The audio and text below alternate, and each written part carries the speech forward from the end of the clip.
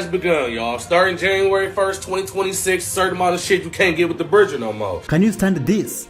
If you have SNAP benefits, this is probably the one video I am going to beg of you to listen to. TikToker applying for food stamps. Bro, I'm trying to get some damn EBT and they asking me, am I straight, lesbian, or bi? Gen Z occupy! Gen Z occupy!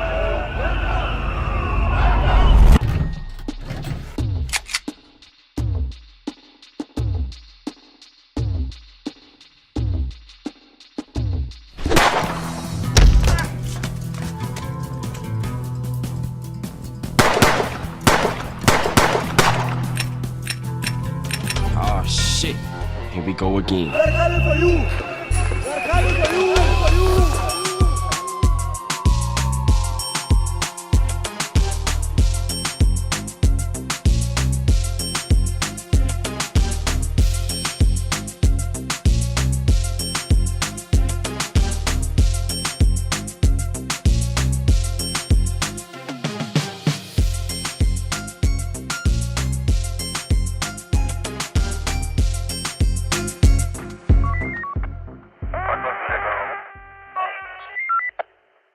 Hello, how are you?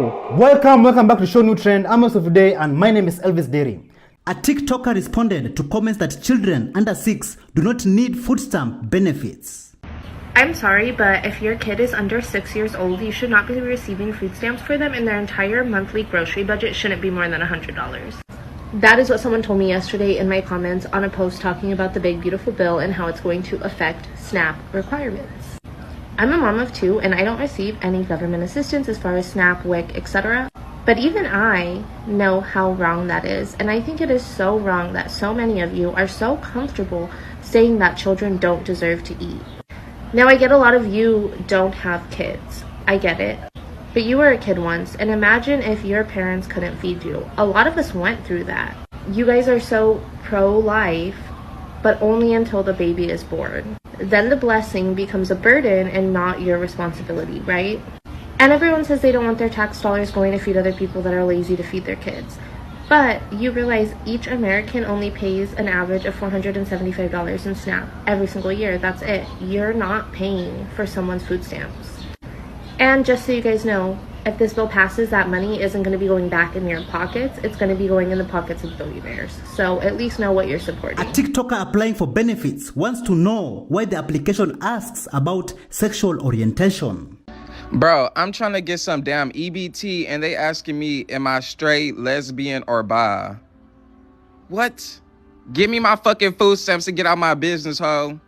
A TikTok creator is exposed for railing against those who lost their EBT benefits, only to turn around and admit that he also needs them. I gotta work on getting on food stamps. I'm gonna fill out on food stamps as well.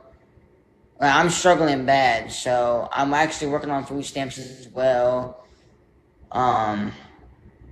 So I'm working on all that shit as I'm getting, settled in here.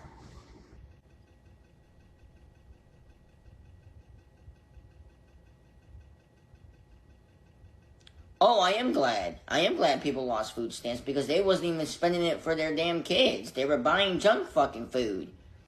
A mother of 7 takes her kids to a science museum by paying with her EBT card. Is this right?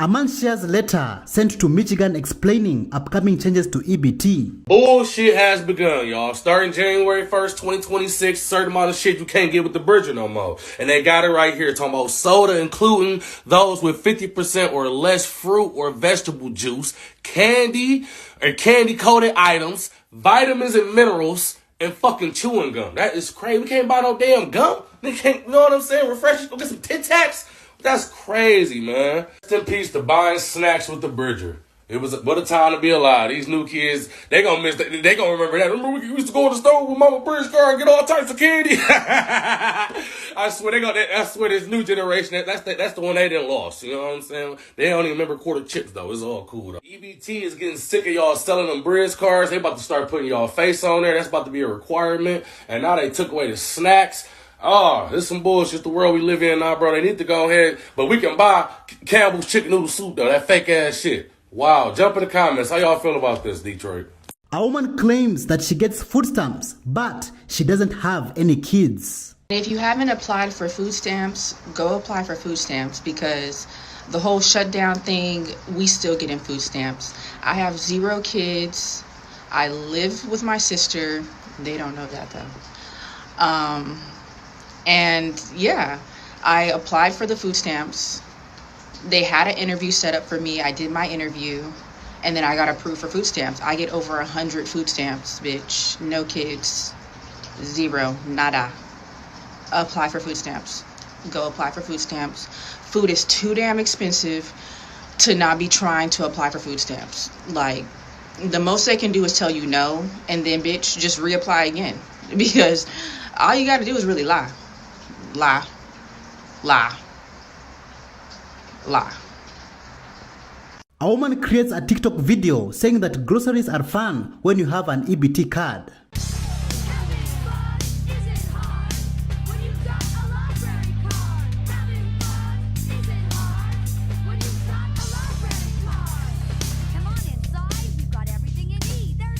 A woman goes through a long list of free Walmart benefits if you are an EBT recipient. If you get SNAP, WIC, or Medicaid, I just learned some things that unlock with your 50% off Walmart Plus, okay? So I'm going to read down the list.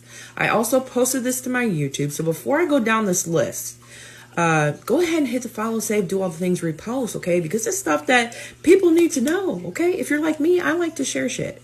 Anyways, so with Walmart Plus, okay, with that 50% off, you are getting free shipping. You are getting free same-day grocery delivery as long as it's a $35 minimum. You're getting fuel discounts up to 10 cents per gallon. That's something I just learned, okay, and confirmed. 10 cents per gallon. And if you're anything like me, look, we need every coin saved for gas, okay? You get to use the mobile scan and go, so skip those checkout lines. You get prescription savings up to 85%. Some medications free. You get free streaming with Paramount Plus, and you get free streaming with Peacock Premium, okay? Thank you. You get early access to Walmart sales like Black Friday. You get Burger King perks. This is something that just wowed me, okay? We're talking 25% off daily plus a free Whopper. My cat. A free Whopper quarterly. So that's a free Whopper every, 3 months? What else? You get PAWP. PAWP. And what that is 24/7 access to basic vet advice. How cool is that? Because I know there's a time or two where I'm like, my cat is acting this way. Like, is she good? Yeah. Actually, that happened recently. True story. Anyways, you get free flat tire repair, okay? Plus road hazard warranty, okay? At the Walmart Auto Care Center. So that is cool. Didn't know that. You get free at-home returns, okay? No packing, no printing. So thank you. Travel rewards, up to 5% Walmart cashback on hotels, rental cars, and vacations. Didn't know that. So I hope that helped somebody. I'm actually wowed. I didn't know all that unlocked. A woman decided to talk about people on assistance having kids. Listen to this. The only reason y'all are still having children you know you can't afford is because the government is there to bail you out every single time. If you were not allowed to add additional children to your Section 8 or your food stamp applications and or able to receive WIC for any kids, that you did not initially have when you first applied for government assistance and got approved, y'all would stop. What I mean by that is, let's say you have 2 kids, you apply for food stamps in Section 8, and your benefits reflect 2 children. And the government says, that's all you got from us. You already can't do it yourself. We're going to help you. But if you have any more kids, that's on you. So let's say you get pregnant with a 3rd child. You apply for benefits and you're denied. And the government says, oh, you couldn't take care of the other 2, so why the fuck you having more, right? So now you have 3 kids, but your benefits only reflect 2.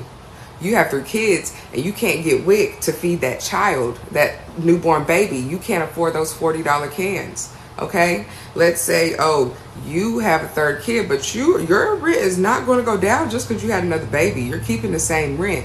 Y'all would not do that. And quite frankly, y'all are trying to debate me. In the same month, the government said they weren't going to give y'all food stamps. And y'all was crying on the internet saying this isn't fair. It's holiday time. It's food stamps. Like, we need the food stamps. We got to feed the kids. And don't get me wrong, the kids do need to get fed. I would never say kids need to starve because their parents made poor decisions. But it's no way y'all are trying to act like y'all are not to be held accountable for your own actions when the government is literally, they took it to the Supreme Court to try to not give y'all benefits this month. And y'all are arguing about whether someone already receiving government benefits should continue to have children. Absolutely shameful and disgusting. A woman says that it doesn't matter if food stamp recipients have their hair, nails, or eyelashes done. Listen to this. One thing I can't stand is bitches who try to tell somebody they shouldn't be getting food stamps or any kind of government assistance when they have their nails done or their hair done or their eyelashes done. Bitch, don't you know you can go to Dollar Tree and get lashes for $1.25 and some fucking glue for $1.25? You can also get some fingernails for $1.25 and some fucking glue for $1.25. Y'all shut the fuck up. I don't even get food stamps. I don't even get food stamps, and I don't even care what somebody looks like that has fucking food stamps because I do not know their fucking situation. Shut the fuck up.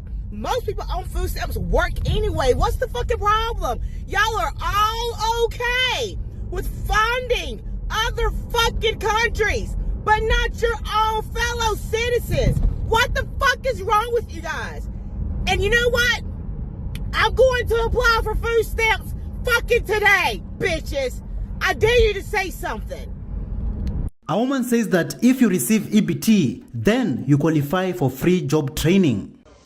If you have SNAP benefits, this is probably the one video I am going to beg of you to listen to because I'm about to put y'all on game. Now, before I continue, hit the follow, hit the repost, do all the things because this is information everybody needs to know. Did you know that if you have EBT benefits, that can unlock free training for healthcare careers like CNA or phlebotomy, certifications like that? So let's talk about how. God, I'm so excited for you. Now I'm reading off my notes here, okay? SNAP Employment and Training is a free program for SNAP recipients age 16 to 59, okay? It helps you get skills, training, and even job coaching at no cost or discounted, okay? So here's how to get started, okay? Apply for SNAP, okay? If you're already on SNAP, cool, okay? Now ask about your SNAP E&T when you apply. Call your caseworker, okay? You're going to complete an assessment with your DCBS coach. Get matched with local training providers. Okay, so eligible trainings include CNA programs, phlebotomy courses, things like that. There's a list. I'm not going to go down the entire list, okay? So if you need help with transportation or childcare, SNAP E&T may offer up to $25 a month for travel, even helping with daycare costs. So that is a win and another win. Double benefits, okay? So call 855-306-8959 to apply or visit your local website. Just type in Google SNAP and where you're from, okay? That is good information. So good that I can't even do this video in the right way that I normally would because I'm just, look, if cost of things hold you back, Your future in healthcare could literally start today, okay? Thanks to your EBT benefits. And these are things that you're going to want to check in now because who knows how long these programs are going to last, right? So yeah, I really hope that helps somebody, and I love you. Bye. Bro, I'm trying to get some damn EBT and they asking me, am I straight, lesbian, or bi? What? Give me my fucking food stamps and get out my business, ho. Thank you so much for joining us on today's show. See you in the next one. Bye bye. Gen Z Occupy! Gen Z Occupy!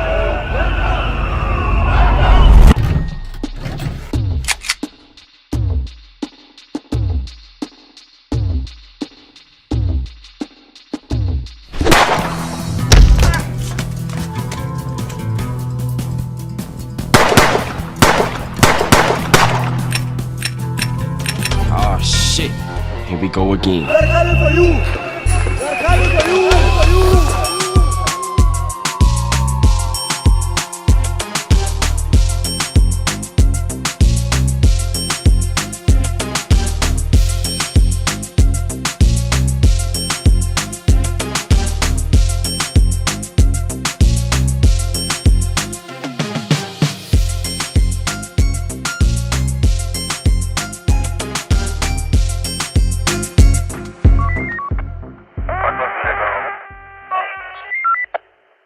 Allah, how are you?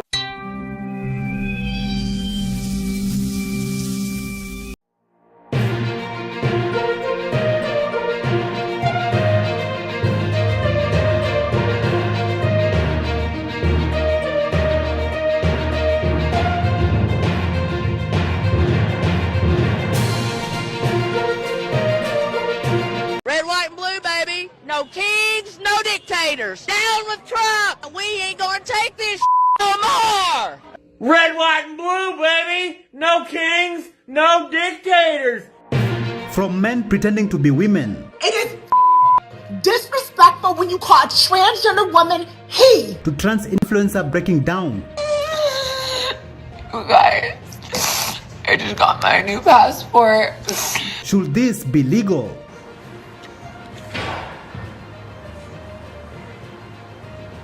Is this possible? I am trigender, which means like a triangle, I have 3 genders.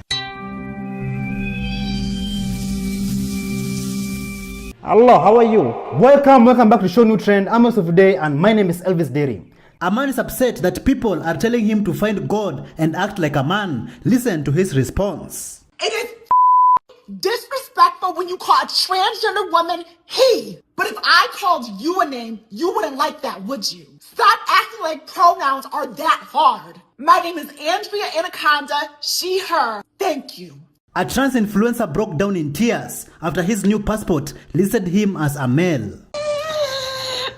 You guys, I just got my new passport, which you guys probably think I'm crying tears of happiness because my Uber driver stole my fucking Prada bag with my passport in it a month ago and refused to give it back. I told Uber I was gonna hang myself, and all they did was send me the suicide hotline.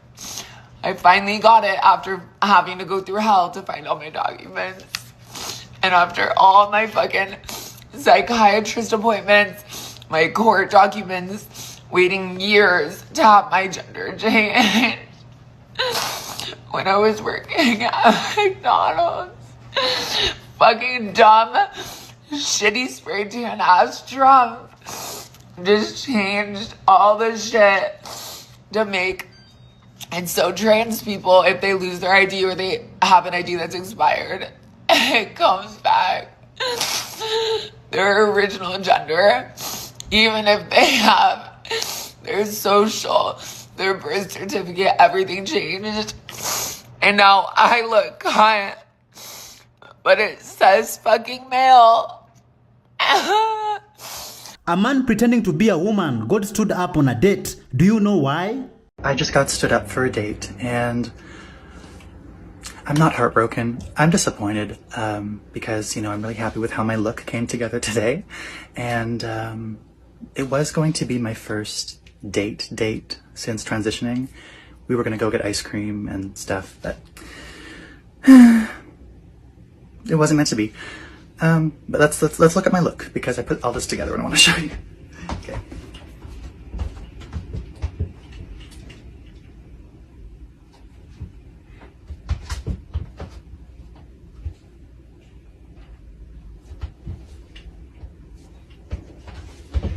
Yeah.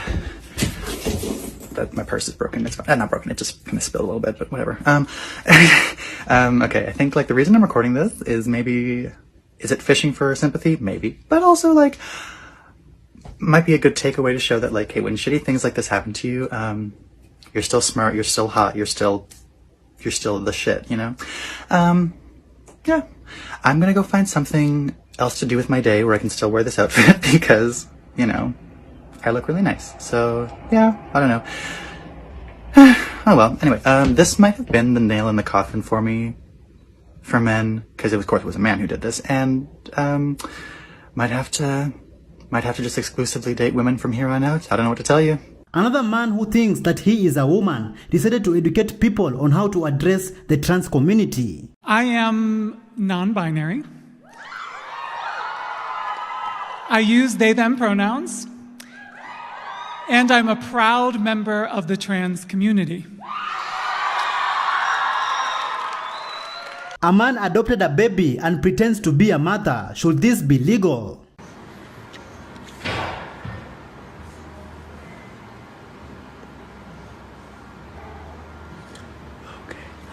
Oh, do you see the crab? Thank you, Shasta.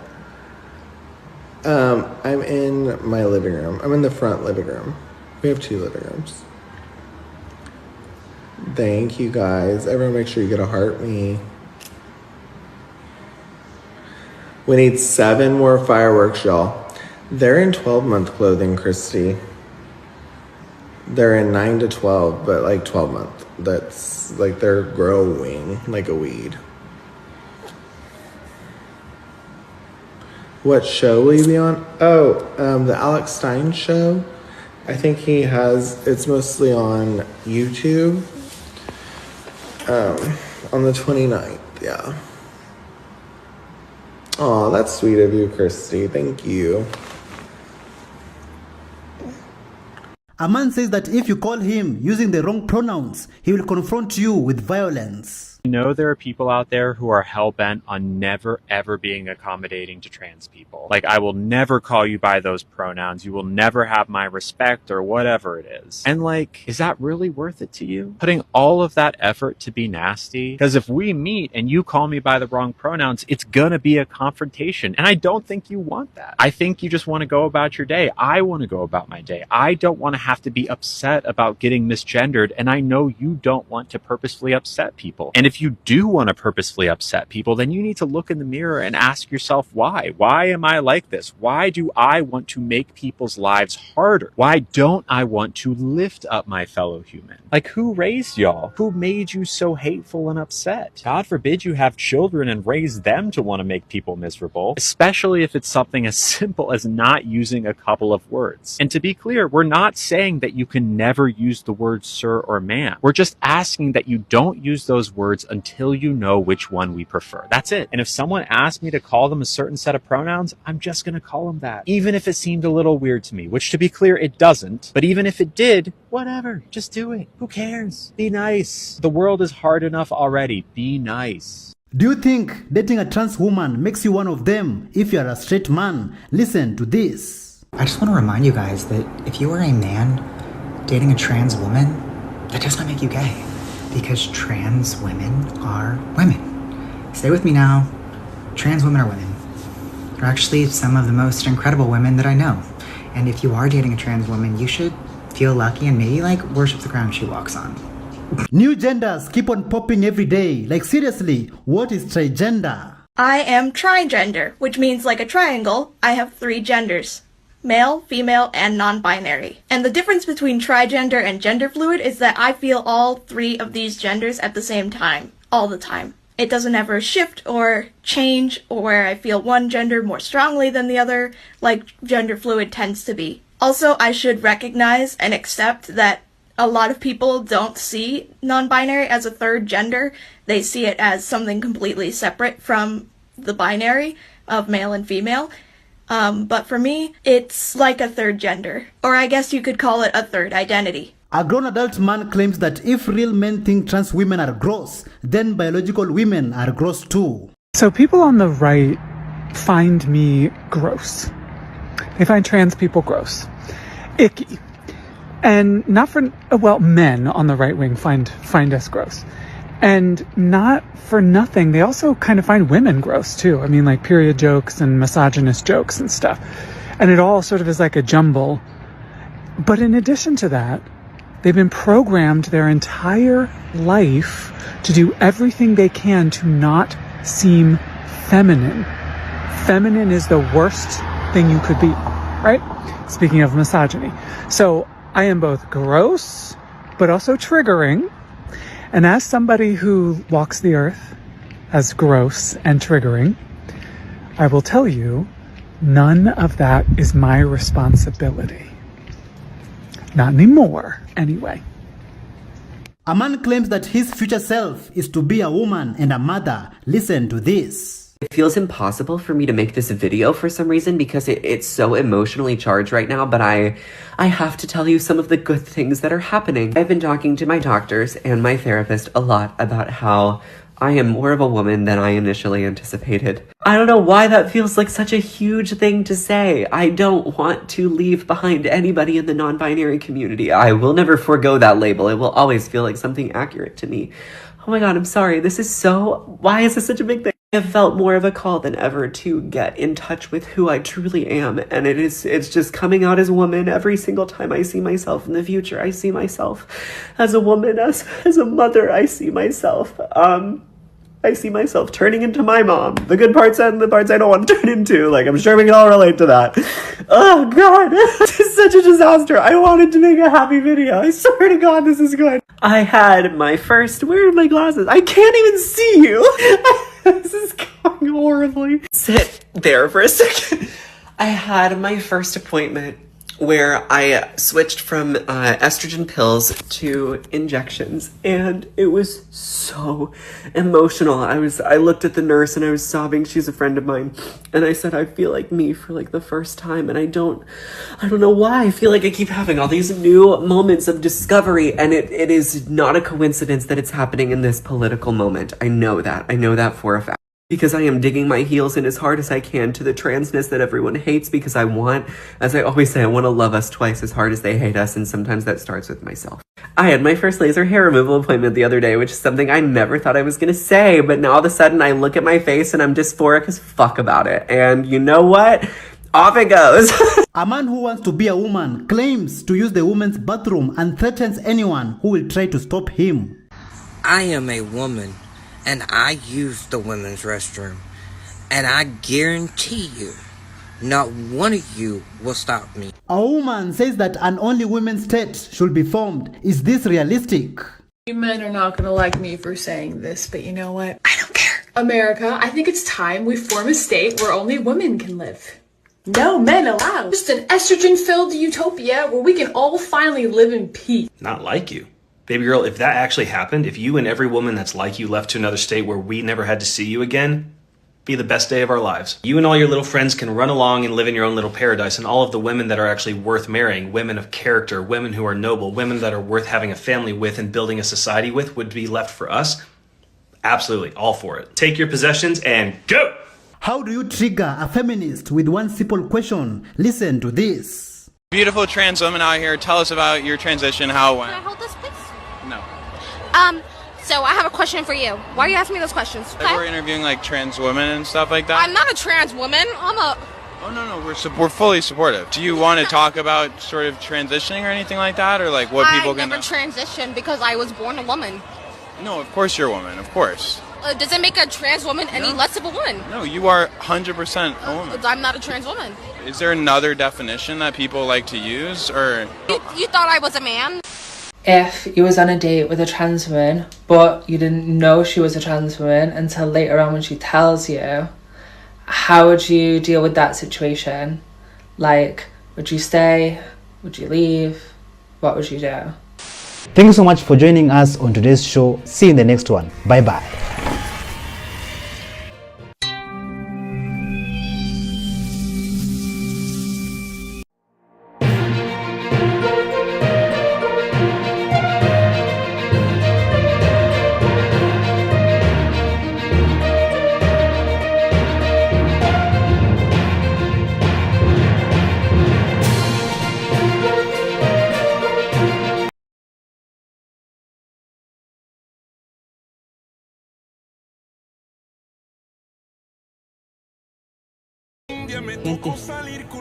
Gente, nos chingó la migra, gente. Nos chingó la migra.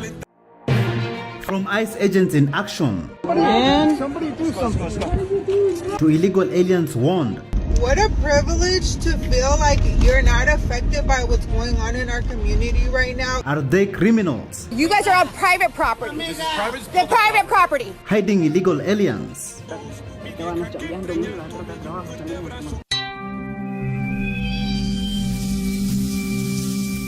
Hello, how are you? Welcome back to Show New Trend. I'm also today, and my name is Elvis Dairy. A woman screams at ICE agents as they apprehend a suspected illegal alien outside of an immigration court in Chicago. Man, somebody do something. Hey, what are you guys doing? Can we see the warrant, please? Where is the attorney? Can we see the warrant? Where is the attorney? Can we see the warrant?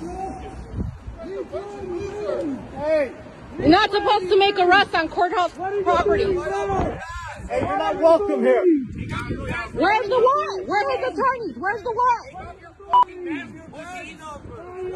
Check Where out. is the warrant? Where are his attorneys? Where's the warrant? What the hell? Come on. Where's the warrant? We are his attorneys. Hey, what are you guys, proud of yourself? You guys just said there's a warrant. Where's the warrant?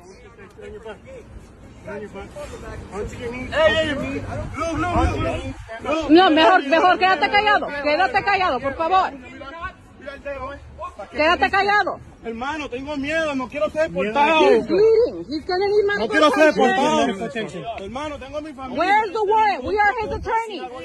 No hables, no contestes ninguna pregunta. Where's the warrant? We're his attorneys. We need the warrant. Can I have the car keys? Can I have his property? Where's the warrant? We are his attorneys. He's represented. Where is the warrant? Where are you taking him? What district is he going to? He needs medical attention. He's bleeding. Where is the warrant? Where's the warrant? We're his attorneys. Where's the warrant? Where is it? What's your SAR number? Who do you work for? Who do you work for? Wait. A woman joins a group of people appearing to block and entrap federal ICE agents conducting deportation operations in Chicago.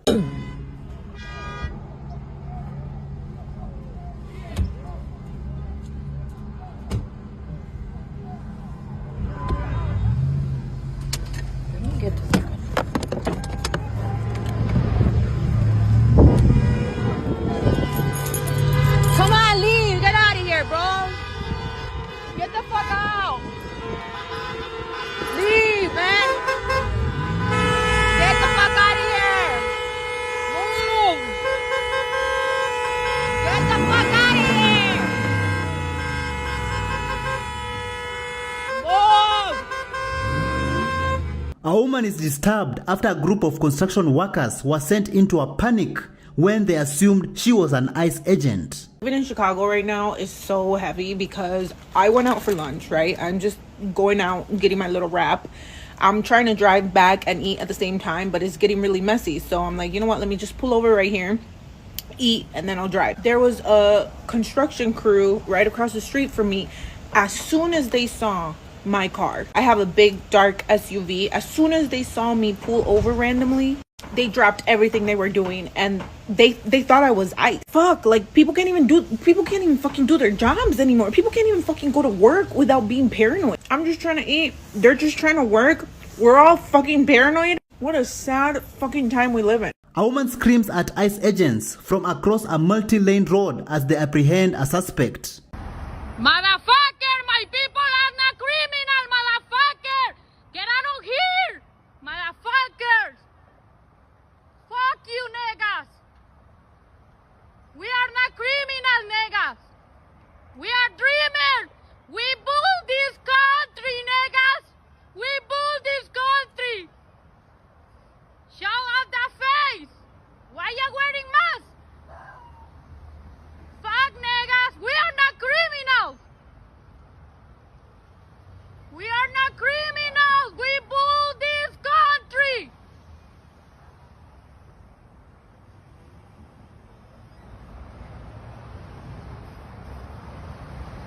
Why you doing this to my people? We built this country! We hard working! We hard working, niggas! We hard working! We are dreamers! We moved this country! We moved the money here! A woman is upset that legal Latinos are not suffering like those who are in America illegally. What a privilege to feel like you're not affected by what's going on in our community right now, even though you're Latino, even though your parents are immigrants, even though you got family that are immigrants and they're scared to go outside because they don't know what's going to happen. What a privilege that you don't feel afraid of your parents going to work or going to the grocery store. What a privilege that you feel like you can continue to live your daily life like nothing is going on because you feel like you're not affected by this. You're not affected by this now, but the whole community is feeling it, and you're just going on about your day and you're saying you're not into politics. You're saying, oh, well, I'm not into politics. I'm not You not being into politics means that you're the op. You're against what the fuck is going on in our community, because this is not about politics. Honestly, it's not about politics. It's deeper than politics. And you're telling me that you don't want to talk about it, you don't want to look at it, you don't want to know what's going on, you feel like you're not affected, you're going on about your day like nothing is happening. And this is for the people that got big ass platforms and ain't saying shit about it, ain't saying nothing, acting like nothing is happening when there's so much shit happening. And it's not just with our community, it's with everything all over the world. And you saying that you're not into politics just makes it feel like, okay, you're not being affected right now, you're not feeling it right now, but you will though, but you will. A woman films as a group of rammers pursue ICE agents in Chicago.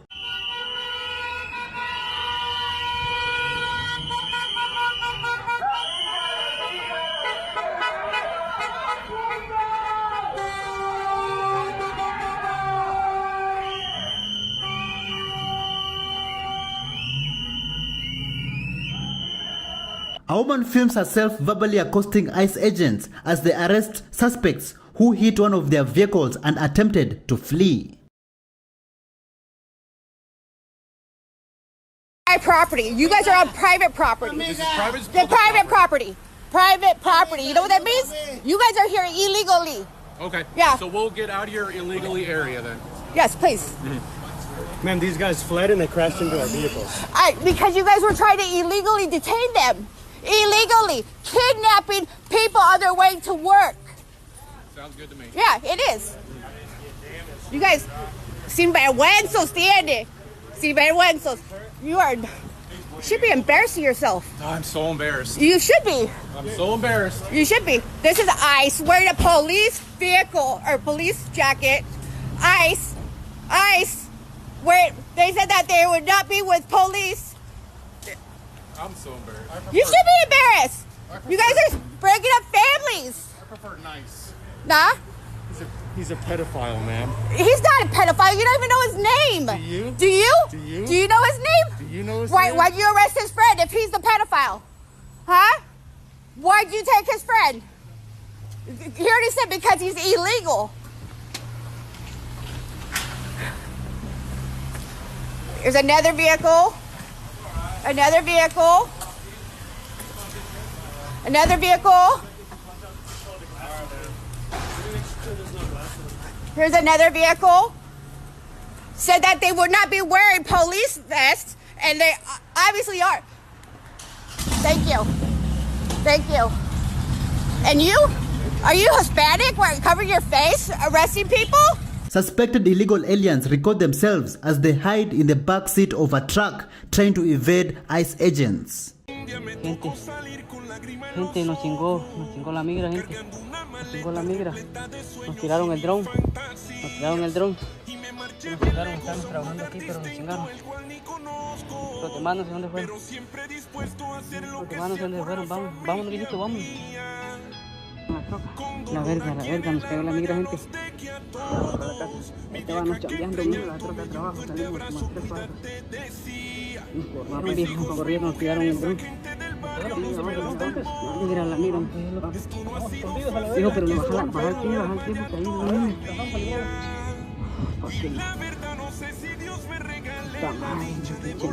A surveillance video shows a suspect using his car as a battering ram to evade being apprehended by ICE.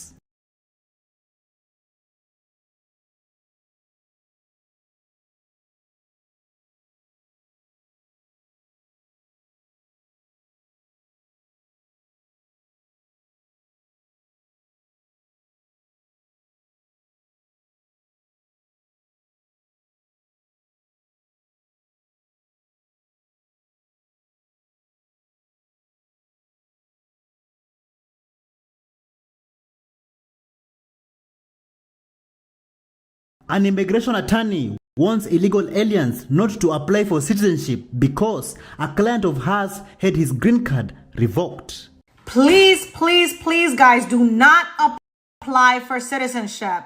I just phoned with somebody. He said, listen, I applied for a green card on my own. I didn't have an attorney. He got his green card. Thank God. Well, then 5 years later, he applied for citizenship on his own. He went to the interview. The officer was like, how the heck did you get this green card? We messed up, right? The officer said immigration messed up. Now you got to pay for it. So my sweet client, bless his heart, his wife is 8 months pregnant and he's stressed out to the max. He got a letter saying that he needs to show up to an immigration court deportation hearing in 2027. He's stressed to the max. Please, guys, do not file for your citizenship on your own. Speak to an immigration attorney. Let us do this right. Call us 404-829-9989. A man claims that the FBI is leaking ICE raid information to protesters in an attempt to obstruct deportation operations. Breaking news. So there are sources suggesting that the leaks that are happening with the ICE raids and how people are finding out about the raids before they happen is because the FBI or somebody in the FBI or a department in the FBI is leaking the information to the public. A Spanish-speaking man asked an ICE agent how much they are paid for each person deported. Listen to this. Parece latino. Tiene que hablar español. Pero, ¿habla español, señor?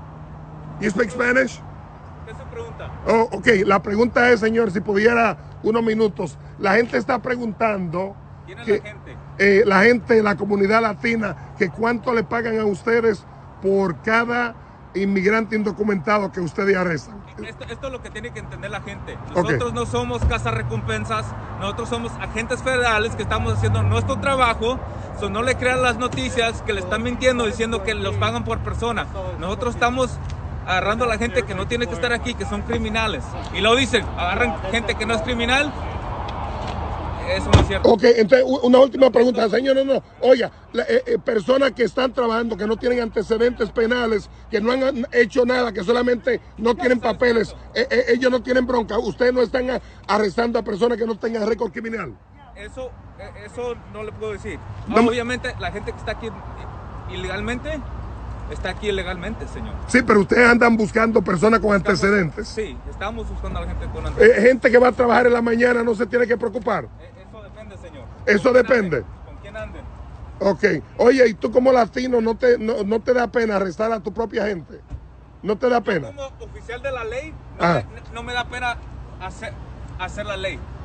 Pregunta esa pregunta mejor. Ok, a ver. Latino. Ok, ya, gracias. Ok, gracias a usted. A man questions why ICE needs an expensive car if they come at the expense of taxpayers.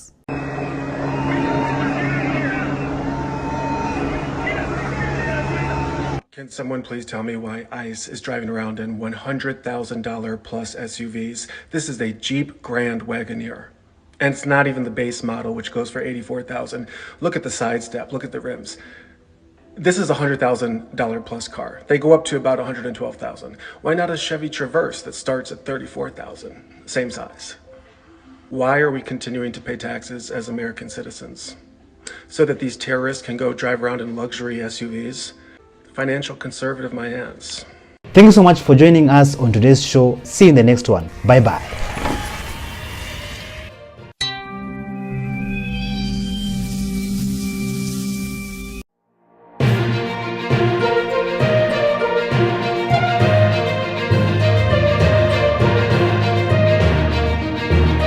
I own a farm in North Carolina, and I can tell you for a fact that these raids will not make our state more safe, but they will make it more expensive, and it will be a stain on all of us. From liberal man breaking down. So I'm out here in front of Starbucks. Oh, goddamn, dude, I'm fucking crying lately, but this is crazy. To Spanish-speaking man fleeing ICE. Will the protest work? Guys, we're documenting history in this one. Crazy Karen arrested. You must be, or you would have said.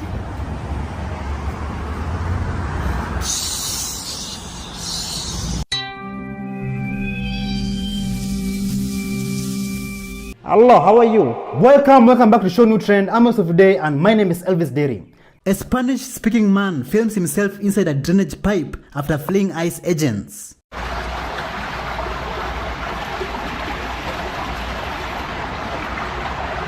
Qué rollo, mi gente, nos cayó migración aquí en Colombia. Toda la gente corrió para donde sea. Y pues yo estoy escondido ahorita. Realmente es muy triste lo que se está viviendo ahorita con esto de la migración. No trabajas a gusto y créeme lo que esto, cuando te persigue la migra, es muy feo, muy triste. Pero pues que Dios nos bendiga a todos y pues primeramente Dios la libremos, porque sí está muy feo este rollo. Y pues a ver qué sale, mi gente. Hagan caso. No salgan, la verdad, ahorita está muy feo con esto de la migración. Cuídense mucho y que Diosito me los bendiga. A man from Los Angeles posted a video compilation showing ICE vehicles that have been vandalized by anti-ICE protesters.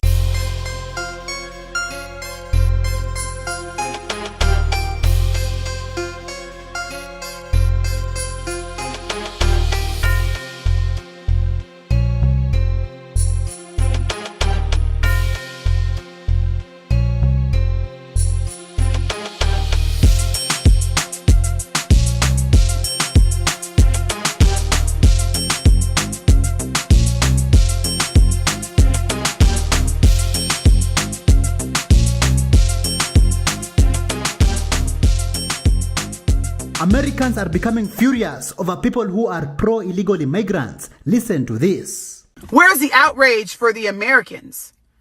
Where's the outrage for our American children?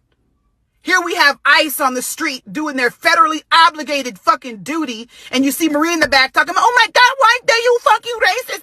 Why are you taking him? You take him as a family. Fuck your family. What about my family? What about my family? You came in here in droves. You walked in my house and tried to rearrange it. I'm supposed to adapt to you? Absolutely not. My daughter got in the car yesterday and said, Mom, I was able to breathe in the corridors at school. My children didn't even get to experience the type of high school that I had, where we had 2 15-minute breaks and a 55-minute lunch, and we were able to go off campus. Theirs is 20 minutes because they have an influx of students they're trying to feed. Get them in, get them out, quick. I dropped off my son in the drop-off line today, and it was 8 cars as opposed to 85. You know how much stress that is for these fucking children, all these fucking people?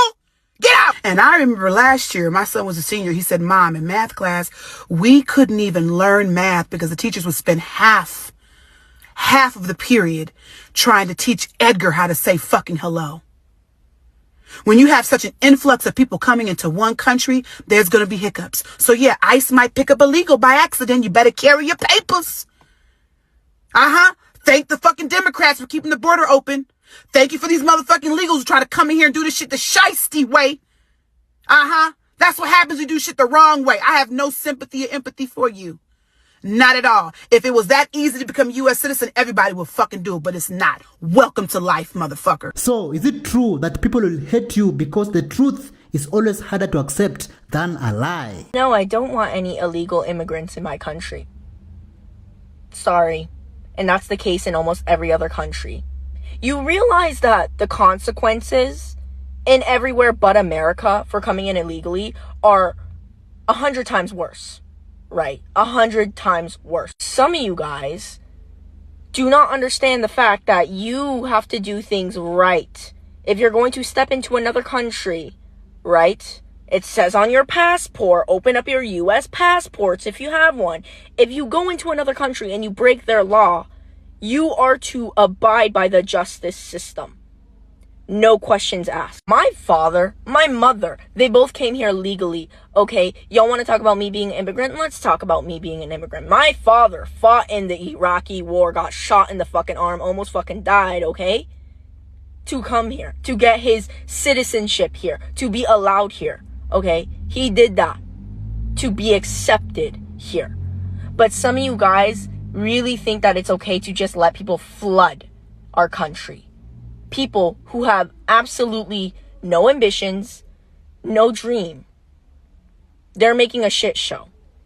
And I don't want that. Sorry, I really don't want that. I don't know if you're going to hate me for this. I really don't care. Do you support American taxpayers funding and maintaining the lives of illegals? Listen to this. So I keep seeing all of these videos out of Charlotte, North Carolina about how the city has practically shut down because ICE came to town. And I see all of these videos about all of these job sites that are practically empty because none of the workers showed up, and stores that are empty because none of the customers showed up, and how 15% of public school children didn't come to school the next day because they're afraid of being deported. That's 1 in 6 kids, by the way. And I think all these stories are supposed to make me feel really bad. Like, look at all of these people that are being affected by the Trump administration's immigration crackdown. Like, yeah, look at all these people. Look at all of these children of people who shouldn't even be in this country, who are being educated in taxpayer-funded American schools with resources that could be going to American children while our math and literacy rates go through the floor. Look at all of these jobs that could be going to Americans, but all of these businesses are benefiting from practically slave labor. Look at how massive and pervasive this problem has become because you had presidents like Joe Biden just letting people in a tidal wave, and now we got to figure out how to untangle this ball of yarn. Yeah, look at all of these people. That's kind of the point. A liberal is doxing the SUV dealership that sold the vehicles to ICE being used in the North Carolina ICE raids. Hey, so my friends over there in Charlotte, North Carolina, if you see ICE agents running around in brand spanking new SUVs, we're talking like fresh off the lot, kind of brand new. Yeah, you can thank Rick Hendrick, Chevrolet, they're in Charlotte, for providing those SUVs. He sold them, SUVs for $50,000 a pop. So a discount. So he gave them a discount on these SUVs. And they cleared the lot. They cleared it. So yes, you can thank Rick Hendrick for providing these agents with the means and transportation to harass, brutalize, and terrorize your city, your neighbors, your people. They are threatening, harassing, beating, and terrorizing U.S. citizens. You say that like, oh, they're only going after illegals. No, they're not. They're going after anyone of color. Anyone of color.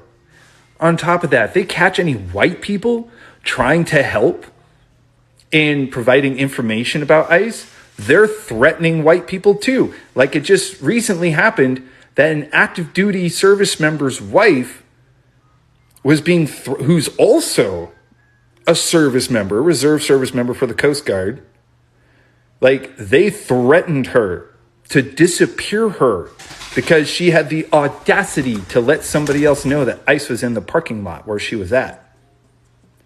And then they got on the phone with her commander because they doubted that she was a service member. They doubted it. And they had an argument with her commander about it. And they allegedly, they even threatened the commander. So they're threatening our service members now too. They are, again, and all of that transportation that they're using to hurt your neighbors and to hurt your people, and eventually are going to hurt you too. That transportation was provided by Rick Hendrick Chevrolet in Charlotte. All to make an extra buck, to perpetuate cruelty and inhumanity. So he may have made, hopefully, he has made his last dollar. Again, do with that information what you will. I'm going to put up their public information right here so you can see exactly where they're at and what their current Google rating is. It's at 4.7. I think we can get it to 1. So it's going to be a fun group project. So make sure you let them know how you feel. Another liberal tracked down where ICE agents were staying and played loud sounds outside their hotel. Your friendly service announcement. Fuck ICE! Night isn't over yet. We have a secret mission. What are we doing, Baron? So ICE is in this hotel sleeping over here, and I have access to the courtyard. So I have the big megaphone, and I got the screaming babies, and they're gonna fucking wake up to that shit right now. Do not let these fucking demons rest.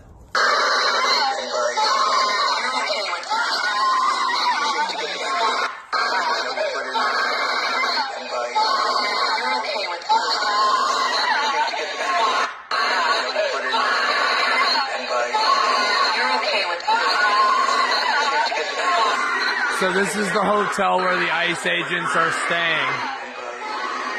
We've been doing this for a minute and a half, and security has still not come yet.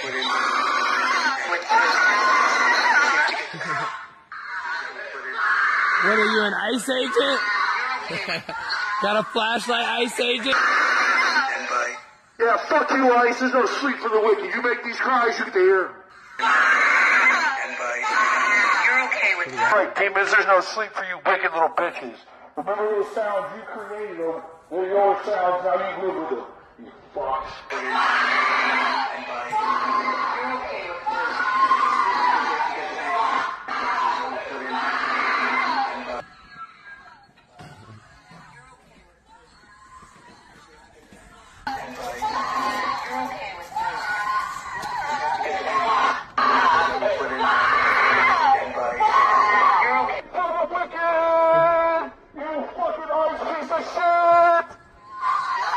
No rest for Nazis! Fuck you all, traitors!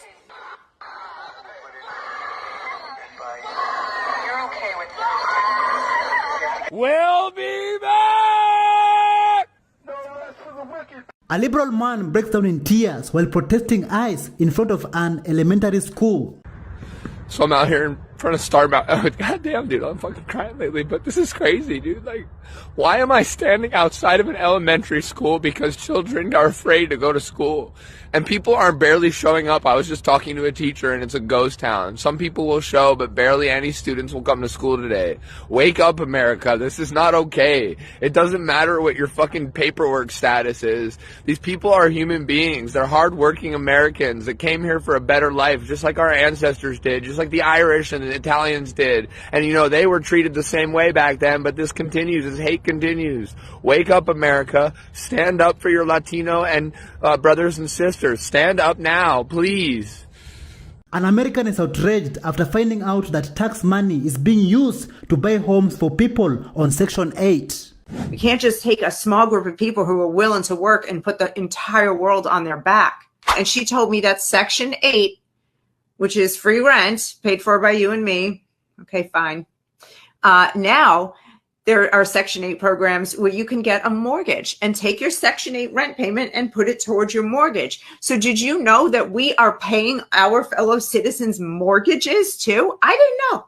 Maybe I was the last person to know. Maybe you guys all knew this already. You pay such high taxes that you can't afford your own life. You can't afford to buy your own house. You can't afford to give your kids maybe, you know, $10, $20, $30, $100,000 here, kids, you know, to go help them out when they're starting out on their new life or whatever. You can't afford anything.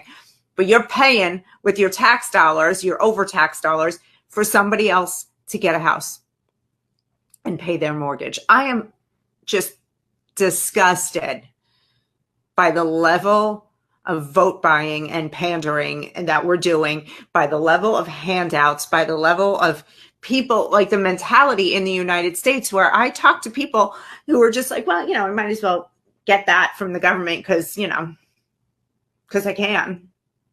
All of it. We've become so complacent and irresponsible, and we're so quick to give over control of our lives and power of our lives to the government.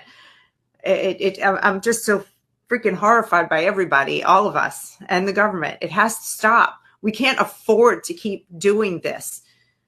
We can't just take a small group of people who are willing to work and put the entire world on their back. Whew. Yeah, that was upsetting. Many illegal workers have decided to work dead in the night in order to avoid ICE agents.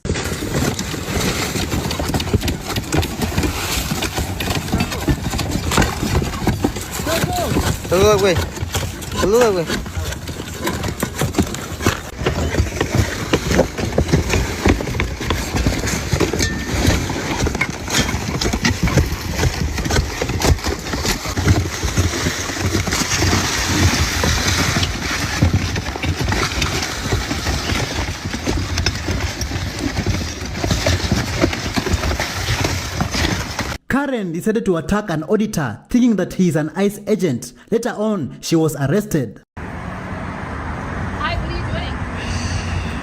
Hi there. Hi, what are you doing? No? I'm not going to say shh. It's very creepy what you're doing.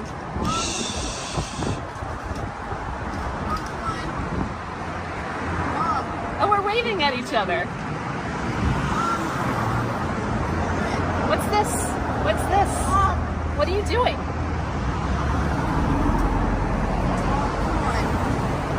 Mom, come on, let's go. What are you doing? Are you ice? You shit? Is that what you are?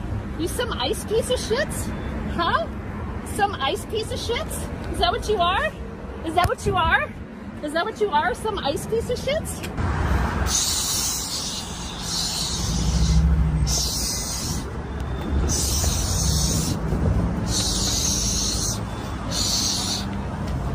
A non-profit organization that provides childcare to illegals admits to working against DHS, closing their doors and protecting illegal immigrants. Hey guys, we have a report. The ICE is on campus. Everybody inside. Doors closed. We're not letting anybody in. You put up barricades. Those were the scenes here in Charlotte, North Carolina, when Border Patrol was spotted on the premises of this nonprofit, which provides child care services for the children of refugees and immigrants. They do not honor children. They do not care about the humanity of children. But this nonprofit is not letting fear stop them from making a difference. We've seen volunteers all day packing up items, donated items like beans, like oil, cereal. Come look over here, water, coffee, milk, everyday goods that parents are afraid to go out of their homes to get for their children in fear and uncertainty that they might not be able to come back home. We have had hundreds and hundreds and hundreds of people either donating, volunteering. We also want to make sure that our families know that when they're home right now, afraid and scared and feeling like they have to stay in, there's people who have that privilege who are all around the city coordinating and doing things for them. Now, in a statement, the Department of Homeland Security has denied targeting a daycare center, but we got a hold of some footage showing Border Patrol agents on the premises of this nonprofit, Our Bridge for Kids. What you're seeing right now is security footage provided to MS Now from Our Bridge for Kids, which says that this footage depicts Border Patrol agents parking in their parking lot, something they say has happened multiple times this week. And the need for this food is so great right now because we just got numbers from Charlotte-Mecklenburg Public School District, which showed that as many as 30,000 students were absent from school this week, a full 20% of the student body. There are kids that just want to talk about Pokemon and K-pop demon hunters. They want to talk about their Halloween candy that they brought for lunch. They want to talk about what the read aloud book is.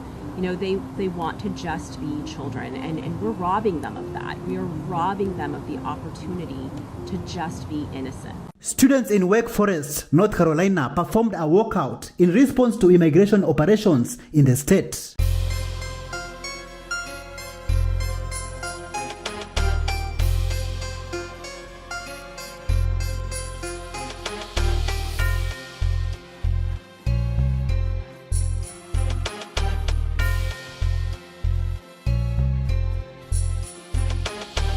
A student who partook in the walkouts protesting against ICE revealed that the only students who did not participate were white. Guys, we're documenting history, and guess what? The only the only people that stayed back from the protest were white people. I literally looked at every single person in there. They were all white. But we're doing it. No, because am I right or not? I have evidence. A man claims that ICE is afraid of operating in southern states because of the leftists who live there. Ever since these ICE raids started happening, I've been wondering, why don't they come to the South and try to get at these high immigration areas? And then I saw that Charlotte lady's video, and I was like, oh, I know why. Y'all's afraid. Y'all know what's going to happen to you if you come down here, because even though there's a lot of Southerners that support what's going on, there's a lot of us that don't. And you're going to be dealt with.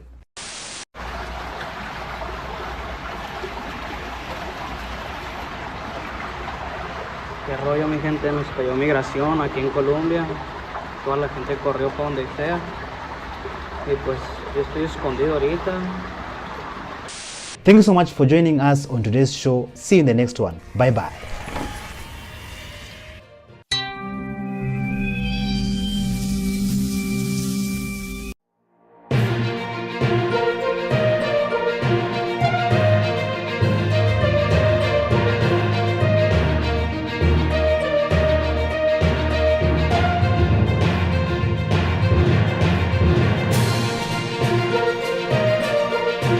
God, I'm just so tired. But it's like From Cristiano Ronaldo in the White House. You know, my son is a big fan of Ronaldo, wherever Ronaldo is here. To Toyota CEO shocks the world. Is Kim Kardashian smart enough? I just feel like my brain's gonna explode. Daughter shocks mother with new outfit. What do you got on? It's my outfit. Where's the outfit that you left here with?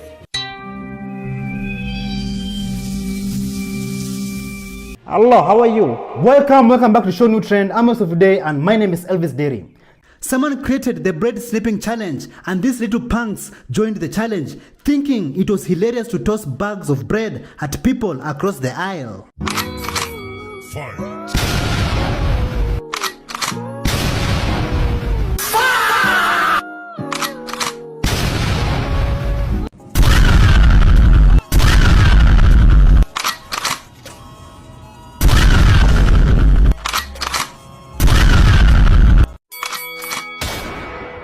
And what's worse, idiots in the comments encouraging them to start throwing jugs of milk should they be reported before harming anyone. I'm doing good. And you say you throw blood at crib? What? Man, I'm here. I'm doing good, bro. Hey. What? Reaction work. Huh? You sure? It's not right. Nothing. You get it back with you? Kim Kardashian broke down in tears as she expressed how hard and stressful her life has been while trying to pass the bar exam, which she recently failed. My God, I'm just so tired. But it's like every time I feel like I'm a step ahead, something happens to try to stop me from doing this. And I just want to a part of me just wants to stop. I just feel like my brain's going to explode. And I still have so much more to go. President Trump said that he scored some points with his son Barron Trump by introducing him to soccer legend Cristiano Ronaldo. This room is loaded up with the biggest leaders in the world, business, sports. You know, my son is a big fan of Ronaldo, wherever Ronaldo is here. Ronaldo. And Barron got to meet him, and I think he respects his father a little bit more now, just the fact that I introduced you. So I just want to thank you both for being here. Thank you very much. Really an honor. Liberal celebrities try to blackmail people like Ronaldo, threatening them with cancellation if they associate themselves with Trump. But guess what? They failed.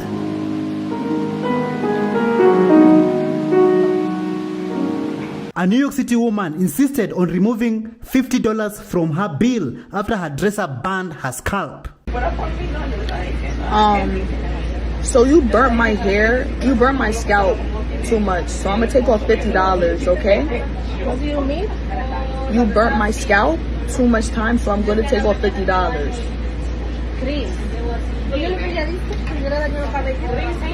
I'm saying that she burnt my scalp too much, so I'm gonna take off $50. Yeah. Do you think this is a what do you mean? charity services or what? What do you mean? If you didn't like the service she was performing on you could call me or whatever. I mean, it doesn't matter. I expect to tell you that I'm taking off $50. You're not taking out $50. I am. No, you're not. Yeah, I am. Well, if you're ready for the police. Call the popo. So I'll do it. All right. All right, so I'm gonna get up and leave now. You calling the police? I gotta run. Yeah, how are you gonna get out of here? What do you mean? I'm gonna walk out. No, you're not gonna walk out. What do you mean? Why are you laughing? Like this is. That's why I'm laughing, because you're not working out. Okay? You're not working out, girl. What are you talking about? Why are you putting hands on me? Toyota CEO shocks the world by stepping out at NASCAR with his MAGA hat.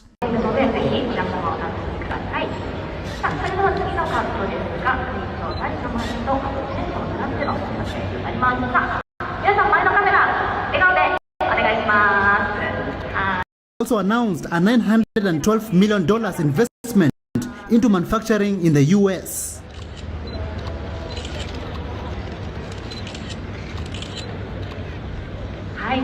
A father says that his daughter spotted red flags with a man and a young woman who appeared to be under the influence and scared. She was last seen at 52nd Street and Ark Street in West Philadelphia. Listen, this is my profile.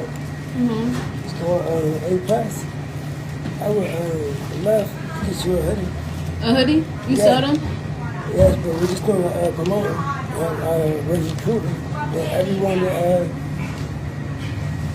Wait, did you put it in the food, the shrimp and broccoli at? Yeah. Can you cancel that? I'm sorry. Did it get started? So what you want? You don't want that? Can you just add 2 cheesesteak rolls instead? I'm sorry. So just the 2 shrimp rolls and 2 cheesesteak rolls. A man breaks down how food marketing aimed at children is basically psychological warfare, bright colors, cartoon mascots at an eye-level placement. They're not after us. They're after your kids. Your kids aren't this tall. Your kids are this tall. So when they market the garbage, your kids don't know that. Adult height, child height. Kids don't know what grain-free cereal is, but they know who Mickey Mouse and Disney stars are. Because where's Daddy Shark Doo-Doo? Oh, there's Baby Shark Doo-Doo. But I don't see no Spider-Man or Minions. Whoop, but they're there. And humans are attracted to colorful things. It means nutritional density. Nothing says nutritional density like this. Just think statistically. Well, who's about this tall that follows that person? Kids. Just in case you're wondering for marketing, see all crappy brands and then social media influencers, colorful, well-known brands. Because I literally just watched a kid touch these. Right here, this one and that one. And then their head was just beaming on this. Because imagine a raging, screaming kid that wants ice cream because, well, look at that. And we're the only ones that can stop any of this, because to look up to a better future in a world where, oh, peanut butter, it's supposed to have oil. Because if it doesn't, hydrogenated, which is a double bond oil, which is extremely hard for your body to break down. And the word bread and keto, marketing. If coffee is just coffee, why is there like 9,574 different brands? And sometimes it's just for all the way down. And then not to mention the most addictive thing in the world, candy. There is no age limit on this. And we all know way too many A woman found out that her daughter switched clothes while at school. Take a look at her reaction. What do you got on? It's my outfit. Where's the outfit that you left here with? Where's the outfit that you left here with? I'm not laughing, Leah. I'm not. Because it's not funny. What are you wearing? I'm wearing a dress. Where is your outfit that you left home with? Oh, it's in my book bag. Let me see. And why are you still laughing? I'm sorry. I'm not. Yeah, Leah, I'm not laughing. I'm being so serious right now. Let me go sit on the pants. So you took that outfit, put it in your book bag, and changed when you got to school? Yes, ma'am. Let me see. Why did you leave here wearing this and change it to that? We were fashion and stuff. It looks cute, like, you know, for our picture day and stuff. Like, don't it look cute? Like, It is cute. period. But that is not what you were wearing to school. I'm sorry. It's so cute. Like, look, it's not that bad though. Like, I got my toes. So you just went to school and did a whole 360. That's why you did not want to wear that white shirt that I gave you today. Oh, wait. Remember earlier today when I tried to give you that white shirt?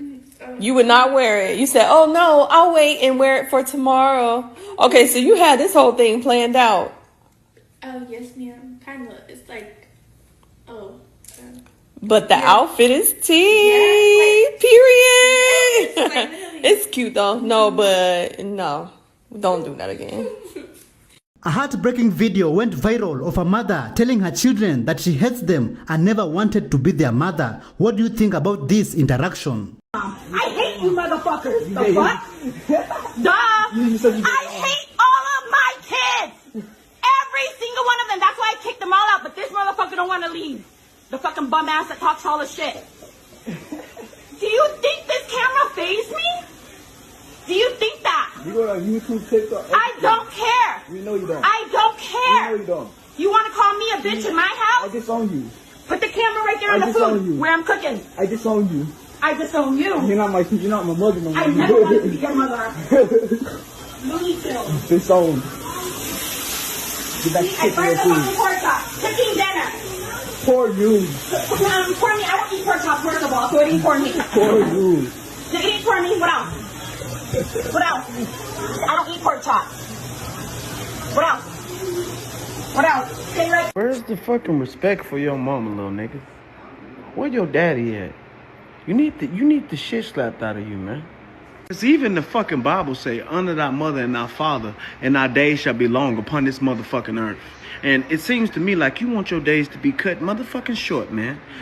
Let me ever find out any one of my kids call their mama a fucking bitch. I don't give a damn what she say. Cause as young men, I teach my boys that women, they go through things, man. So you gotta take it easy. I was just having this fucking talk with my kids the other day before taking them to school. Like, listen, man, your sister a girl, okay? You got to be gentle with her, okay? Just like every other woman, okay?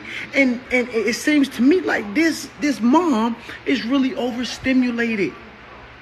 And she ain't got no help.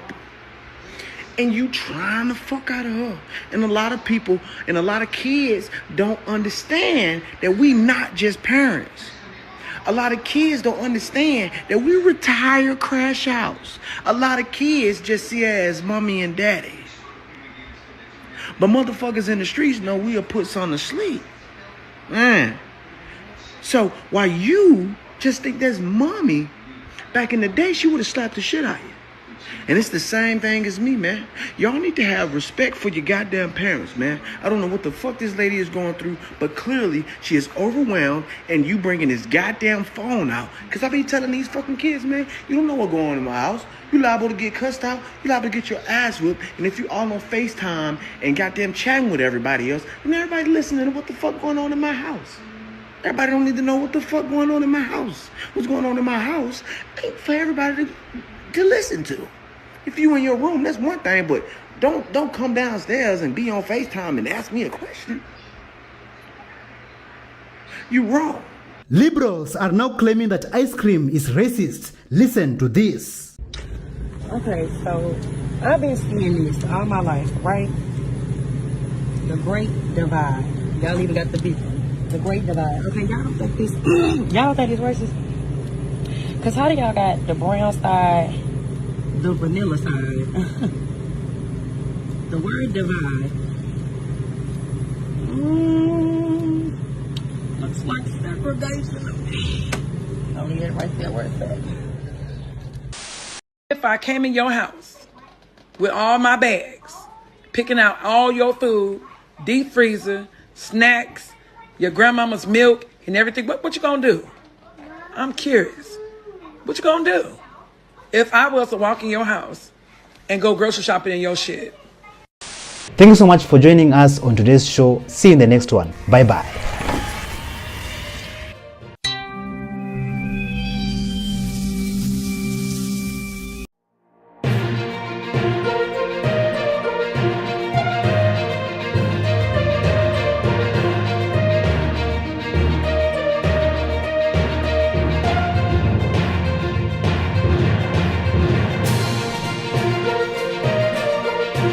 If y'all selling food stamps out here, give me some. From EBT Drama continues. It's been a while since we've talked about benefit theft through card skimming, so... To illegals paid more on Snap. Well, now that Snap and EBT ran out, this one's gonna blow your mind because migrants in New York City... First time getting EBT card? Cause the power of the EBT is crazy. It was today, at 30 years old. EBT member showing off. Show me you got food stamps without saying you got food stamps.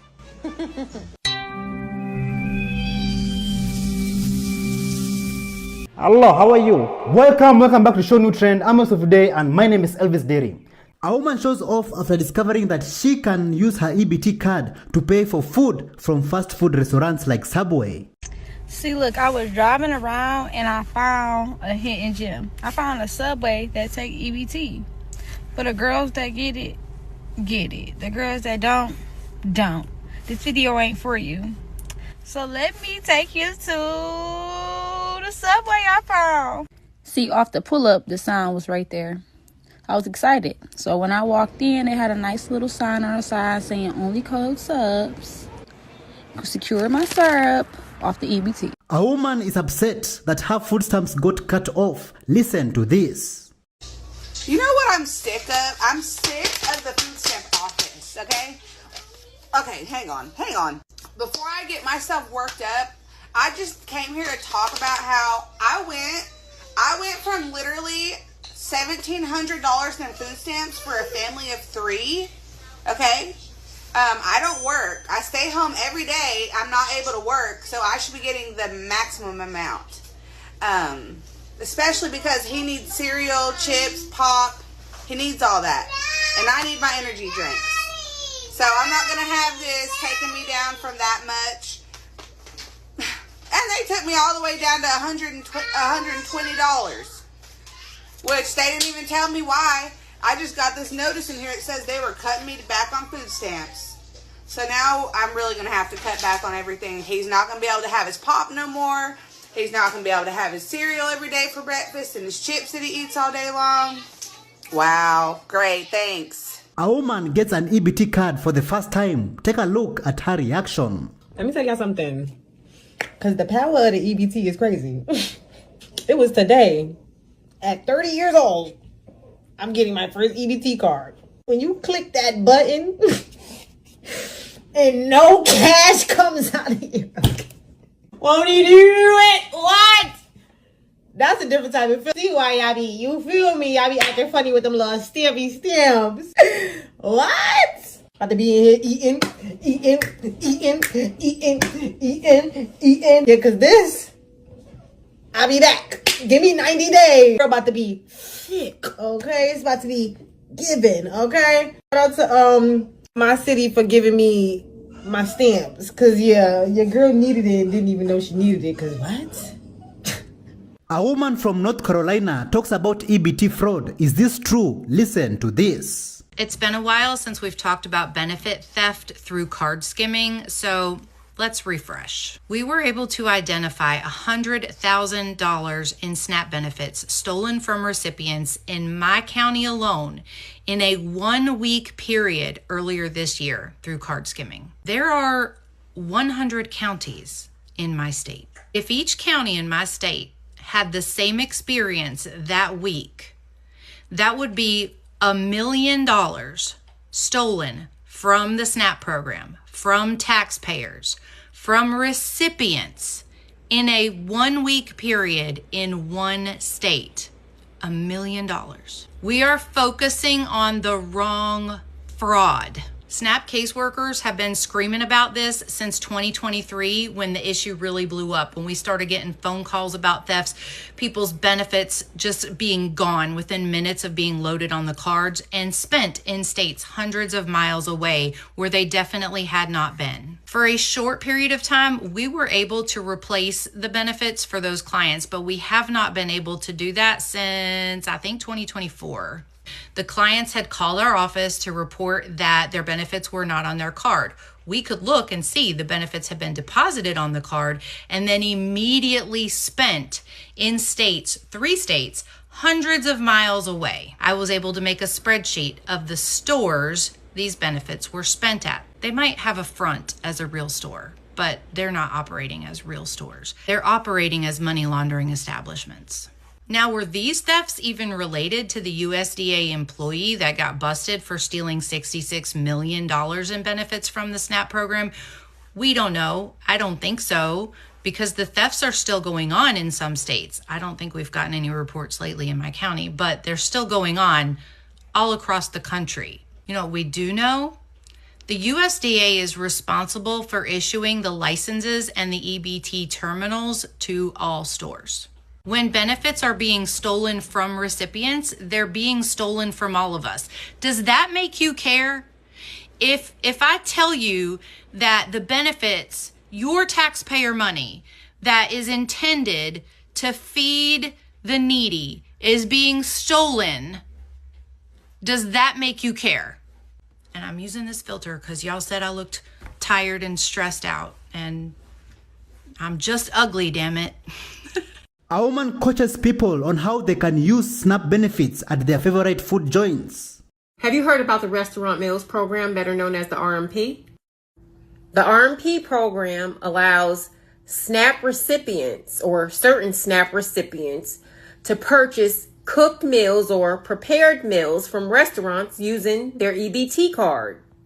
McDonald's is one of the restaurants that accepts EBT, along with Burger King, Del Taco, Subway, Papa John's, Church's Chicken, and there are a few others.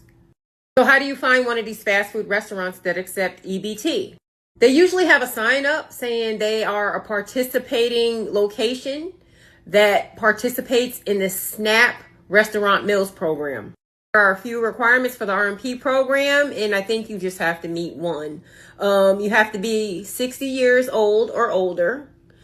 Be disabled or be homeless or be the spouse of a SNAP recipient that meets one of those qualifications. Now, if you get TANF, you can also use EBT at one of those fast food restaurants I talked about earlier. So what is TANF? Temporary Assistance for Needy Families, TANF. Now, to meet the requirements for TANF, you can have a child that's 18 years old or younger, be pregnant, or be 18 years old or younger, and be head of household. There are a number of states that let you use your EBT card in fast food restaurants. These states include California, Arizona, Illinois, Maryland, New York, Massachusetts, Michigan, Rhode Island, and Virginia. Now, there is a comprehensive list of restaurants outside of the restaurants that I did name, and I will list a few restaurants down here. A TikTok user posted a video showing what they just bought with their food stamps. Show me you got food stamps without saying you got food stamps. Oh my God. Isn't it great? Chris! I know, it's my dream. I have goosebumps. A man posted about buying a birthday cake and ice cream with his EBT card. Hold on a second. Is this what I think it is? Is this a sweet treat? Because it looks like a sweet treat, and a man in Baltimore discovers that he can use EBT card to buy food from a fast food joint. Somebody told me to come in the junction and they be taking the EBT to food stamps. So we may see if I give me a chicken box. So they definitely let me swipe the orange card. This bitch was $14, but we ain't gonna argue. You know, catch up, season up, keep it real simple. You know, not too much. You don't supposed to have to season your shit anyway. And this box of cakes right here, this bitch been right here for like 50 years, bro. I swear to God. Then boom, we went high blood pressure on the chicken. We went diabetes on the bed. I ain't gonna lie, it wasn't already oversmoked.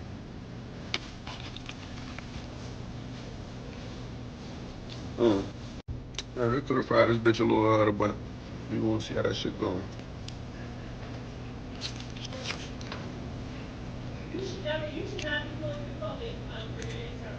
I'm out of the middle shit, unless you want.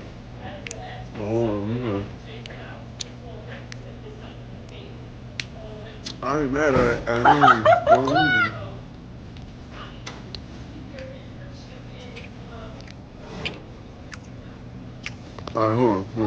A woman spends $64 of her EBT at Dollar General for candy and soda.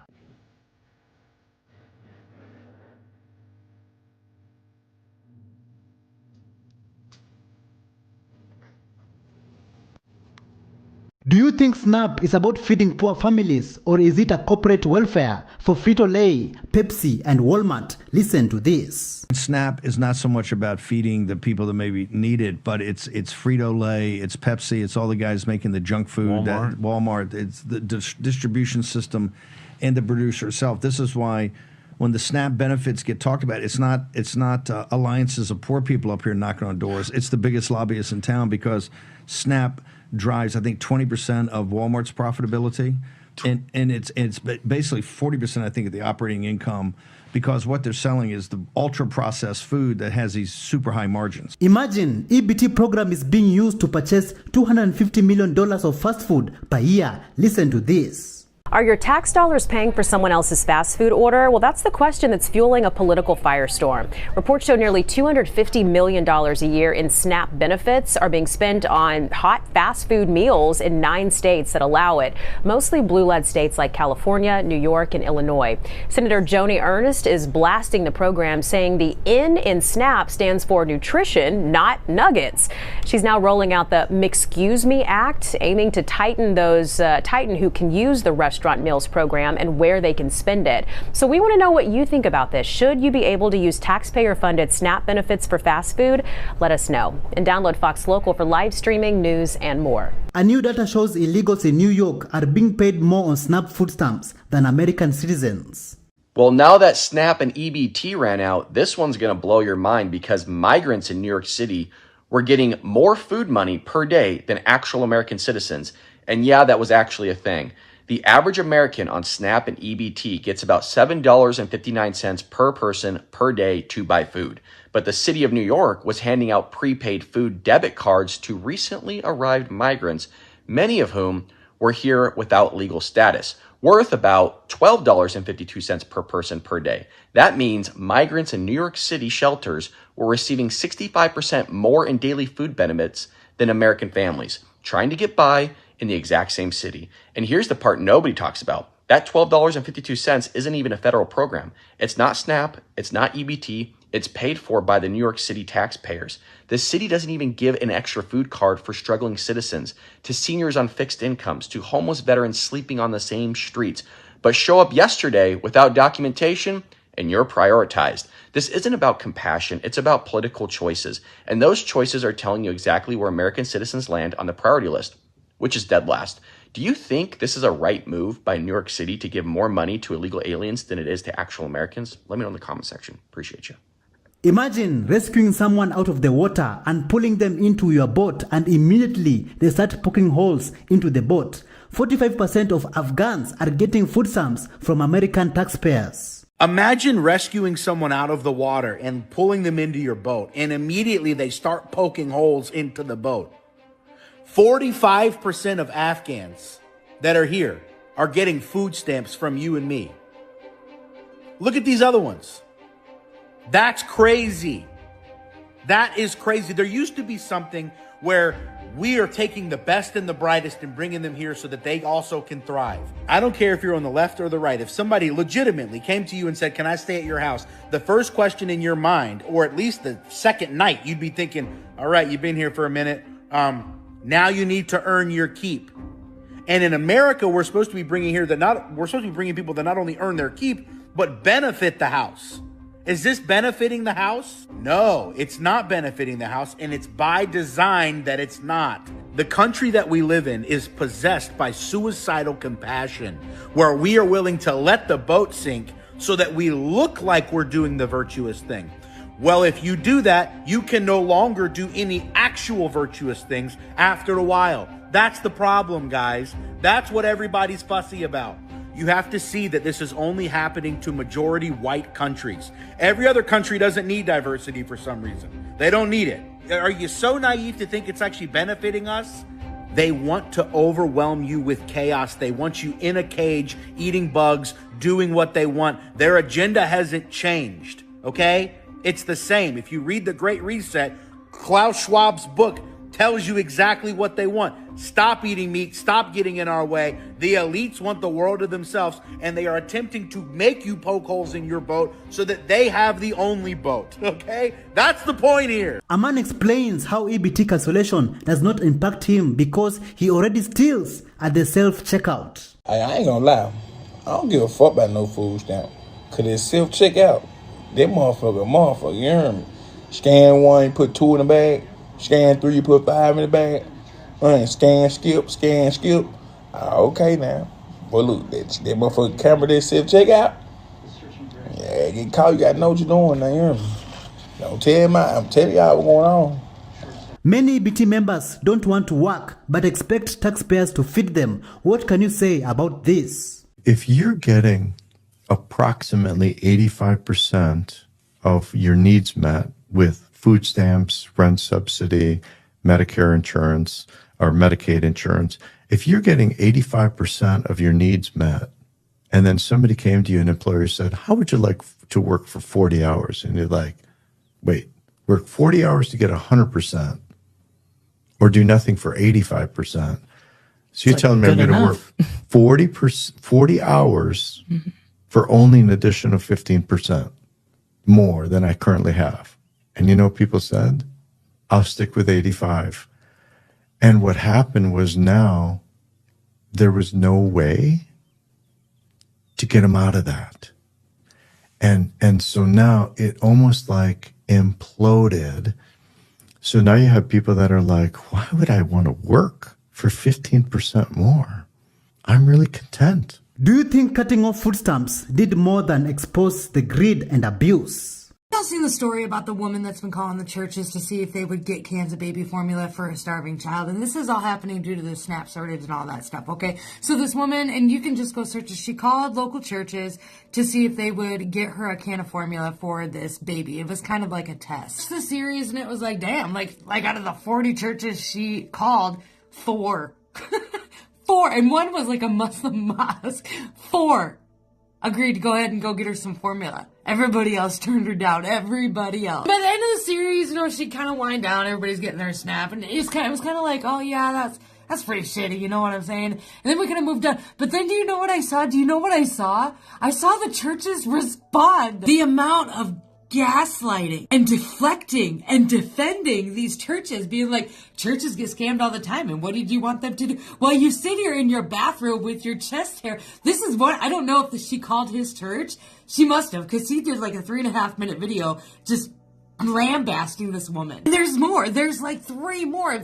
They get up, like these pastors got up there and they're like, I don't condone what the devil is doing. They called her the devil. It was a test. This was a test from God, and you fucking failed. The best thing that you could do is own up to it and be like, you know what? Yeah, wow, we screwed up. Say some prayers, right? And then start a stockpile and start fucking helping people. That was what the church was created to do. The church was created to help the poor, not the government. Which is what a lot of the deflection that I'm seeing from a lot of these pastors is saying. The government's been sending money overseas for wars for years.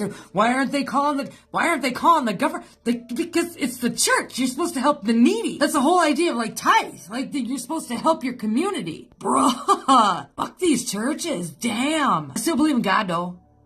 And Jesus Christ, but forget these churches. Damn. You want to end this on a good note, okay? Because the one church, one was like the Appalachian grandpa, okay? She called him, and it's this small, poor church, this small, poor community. He's like, yeah, I got you. Like, talked to her for like 10 minutes, and was like, I got you. You know, we'll see what we can find. We'll get it figured out. Bro, church ain't got no money. It looks like their church is in like a brick mortar building because of that man's good deed, because he offered to go buy her a $20 can of formula.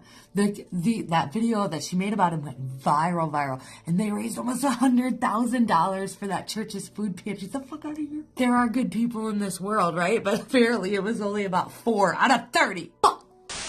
Nigga, Trump don't want to come with the motherfucking food stamps, nigga.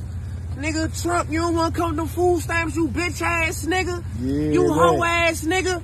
Nigga, don't give me my motherfucking snap. Nigga, we ain't gonna snap, nigga. Thank you so much for joining us on today's show. See you in the next one. Bye bye.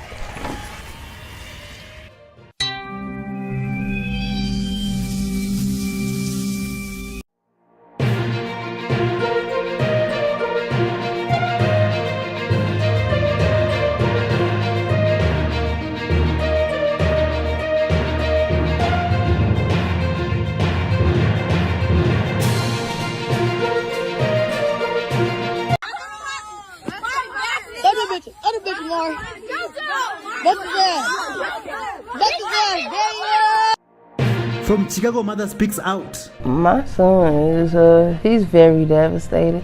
He'll wake up out of in the middle of his sleep. To people's reaction on the incident. So one of the motherfucking little girls that got caught jumping that lady in Chicago. Should action be taken? So everybody has been keeping up to date with this disturbing video with the mom and her kids. Who is to blame? We have a problem. That wasn't the white man. It wasn't the system. It was black people harming black people.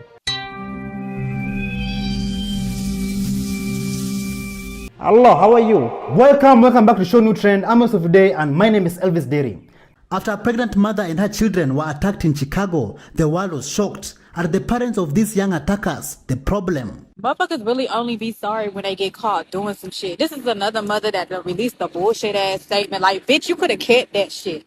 You getting beefy and bulky with the public because we on your kids' ass. And they should be on your ass as well. Like, truth be told, especially with you talking like this, because you the type of mother that another mother would go to and say that your child is doing X, Y, and Z, and you be like, my child ain't do that shit. Bitch, you cool? You know the whole city of Chicago looking for you, right? You and your little friends. Because you was grown yesterday. You was grown. And you was gonna jump somebody.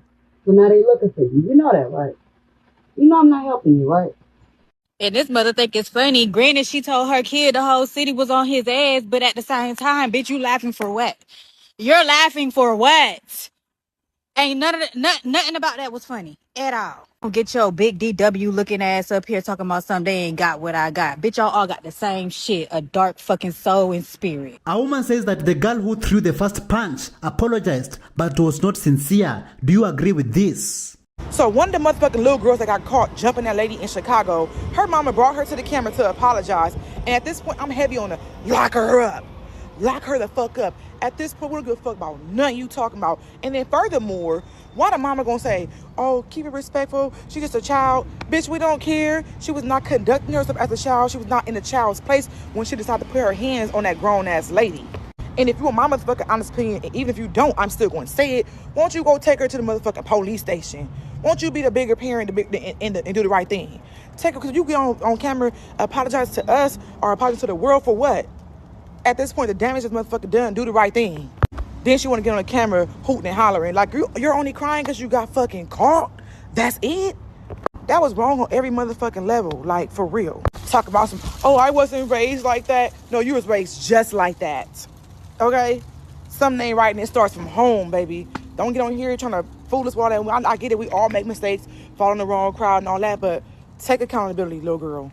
And for the mama, you're pathetic. Kashando Hatta and her family have been moved to a safe and disclosed location. Do we need a Kashando Hatta bill to protect bullied children and hold parents immediately accountable for their kids' actions? My son is, he's very devastated. He'll wake up out of his middle of his sleep, screaming. He'll scream, "Mommy, are you there?"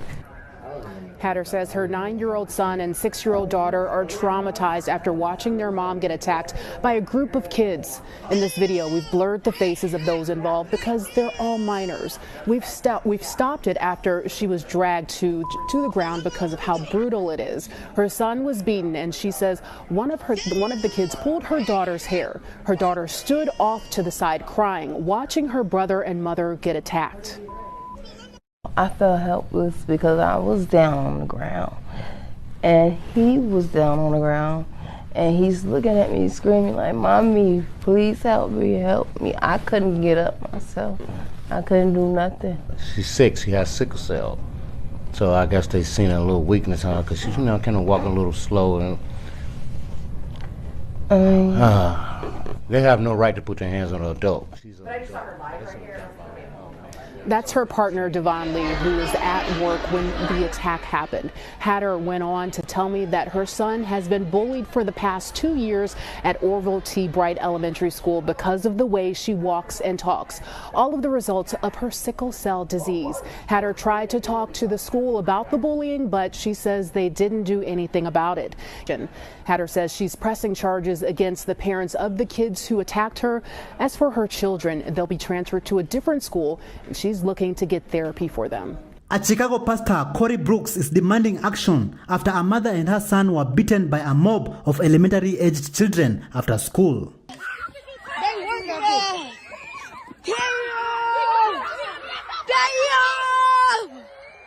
Well, unfortunately, this is the cycle that we continue to see in the city of Chicago, where violence is so rampant and parents are being held unaccountable. And that's the reason why I'm walking across America, trying to get people to wake up in our urban areas so they can understand the magnitude of the issues that we're faced with every single day. Chicago is just a microcosm of what's going on across America. These young people are unruly. They have no moral compass.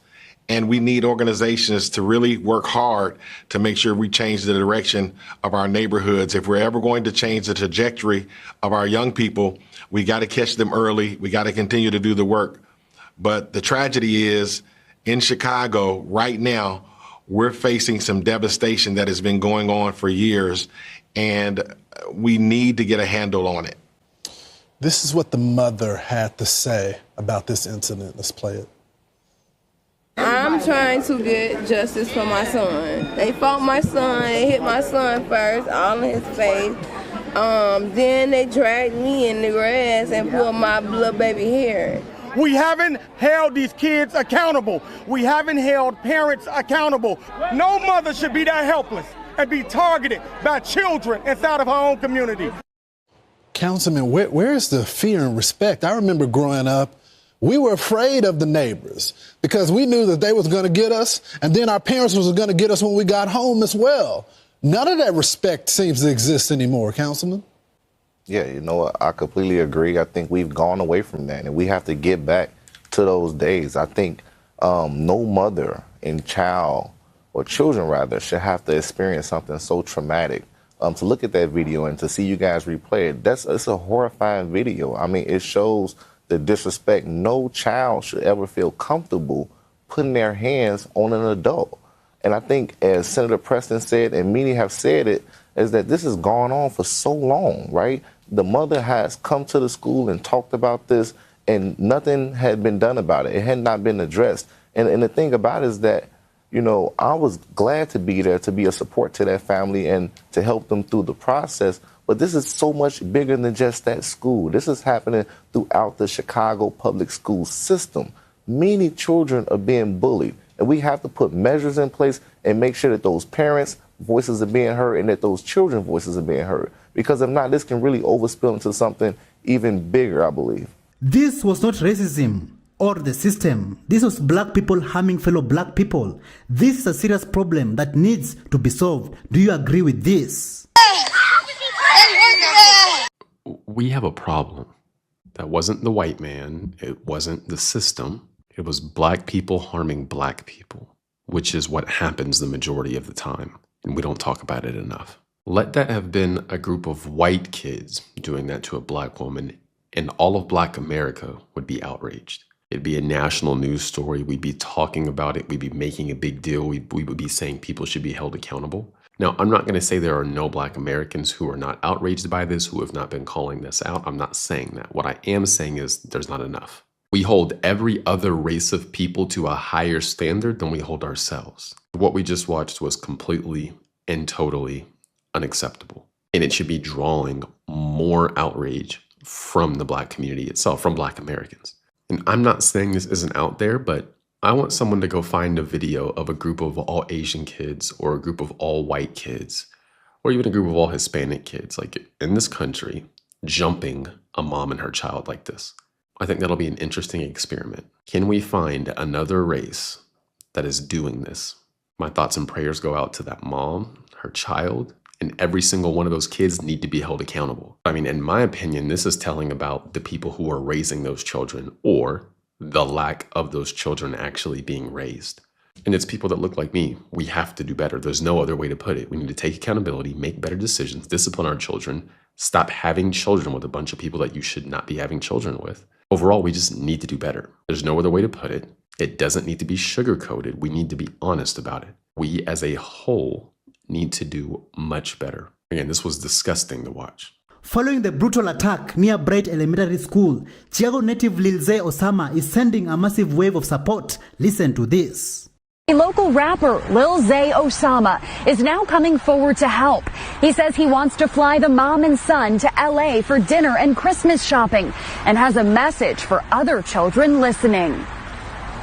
It's just something that shouldn't be going on. Kids should be able to go to school and be comfortable walking home from school and at school learning, you know what I'm saying? Like, kids at that age should not be doing things like that, especially to an adult and to their peers that go to school with them. That's crazy. That shouldn't be happening in our community. We got to do better. What do you think should be done to bring discipline among the younger generation? When I saw the video, the first thing I thought about was the trauma that these children are going to face for the rest of their life and how they don't even realize how fucked up they're about to be for the rest of their life. That young boy, her son who was struck, 18 years old, 15 years old today, to this point, 15 years old, 28 years old, 32 years old, 57 years old, he is going to have a memory linked to himself of being in a position to where he couldn't defend his mother. That daughter, she's going to have a memory linked to herself, a trauma linked to her that's going to take a hell of a lot of work to get undone, of being attacked by children, by people who look just like you, who look like you. It's one thing to be harmed, but it's another thing.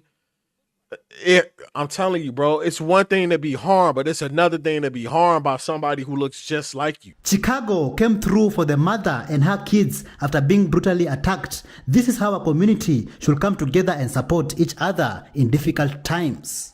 So everybody has been keeping up to date with this disturbing video with the mom and her kids getting bullied by all of these other students at this school.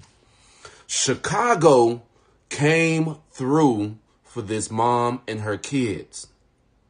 Now, we know that there's still going to be some trauma, but Chicago, y'all did y'all big one with this one. This is how you unite. This is how you come together to help people who have been affected by things like this. The mom she stated on social media that, she's hurt. She felt like she, failed her kids. Let me tell you, mom, you did not fail your kids. You did everything that you needed to do to protect you and your kids.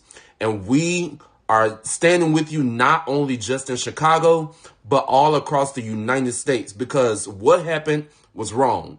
These kids need to be held accountable. But look at everything that's at the bottom of this post, everything that Chicago has done, and people are still donating to her. People are still helping her out and her family out. This is how you unite. When there is unity, anything can happen, and you will see so many great things happen. I'm praying for this mom. I'm praying for her kids. I'm praying for her family. Y'all, whatever we can do to help her out even more, let's show the world that we are not for violence, but we are against it, and we are definitely not for bullying. Shout out to Chicago. Y'all did y'all thing with this. Let's go. Women argue in the streets of Chicago, blaming the mothers and the school for a mother getting jumped. Take a look at this. No, it's bigger than the school system. It's our community. I'm telling you, as black men. Private schools control their kids. Public schools should be able to control their kids. Sister, all I'm saying is, when you see a black man taking responsibility for the bull that's happening to our community, y'all gotta learn to stand down. Y'all gotta stop it. It ain't not a war between us. It's not a war. So with that, hey, what you doing? It's the way you can. It's the way you can. No, it ain't. No, it's not, sister. Yeah, everybody wrong. We dealing with this, but we here. They not here. We here with you. We here. Who you fighting? Okay, then let me finish. I'm fighting for what's right, my brother. I'm a true love man, and I'm going to tell you. I'm going to fight for what's right. Them straight watched that lady get jumped on and they didn't do nothing. Cause they know me. I'm done. Y'all deal with her. I feel him 100%. This is the first thing that I seen on social media outside of YouTube as far as having conversations about the woman that got jumped in Chicago by the little kids. And the first thing that the women are saying is, first of all, they out there for no reason at all. Because if a guy said, I got this, and you know, I disagree with a lot of things, but we're going to get to that shortly. If a guy say, I got this, what are you sitting there going back and forth with him for? And maybe I'm just like too much in this man's world. Everybody got a role to play. What are you doing outside? I wouldn't even let my girl go outside to address some mess because she can't do anything more effectively than I can as a man. You see what I'm saying? And so they're sitting there, first of all, blaming the school. The school has no culpability. They are not responsible for anything that happened to that woman with regard to those kids jumping that lady outside of the school. Had nothing to do with the school whatsoever. What do you want them to do? You want them to go outside and crash out and get involved in some stuff that they're not supposed to be in the first place? Secondly, they arguing with the guy, and the guy is like, hey, listen, the real problem is us. It's the culture. It's the community. It's the things that you're doing right now that's removing responsibility from the people that actually committed the crime and jumping on this girl. And she's sitting there arguing with him, saying it's the way you came and stuff. I didn't even see him say anything wrong.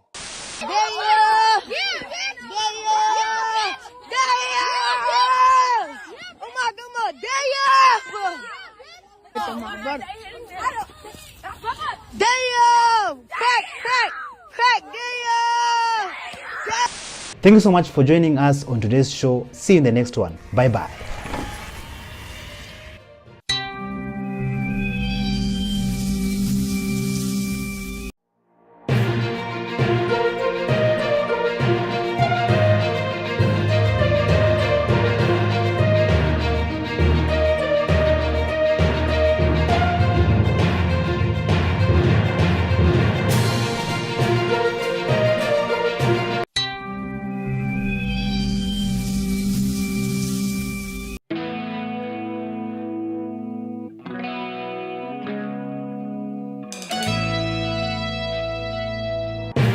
From Megan Thee Stallion Thanksgiving dinner. Megan Thee Stallion is cooking for everybody except me, and I don't like that. Shoot, pass me a plate. To chaotic family. I'm not part of the family the way you act. Oh boy.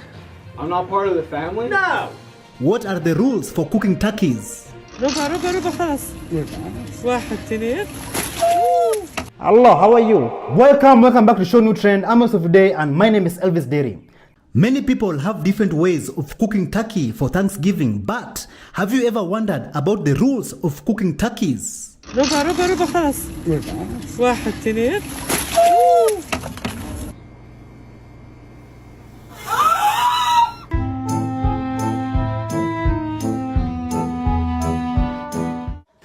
seasoned it? Go ahead. I did last night.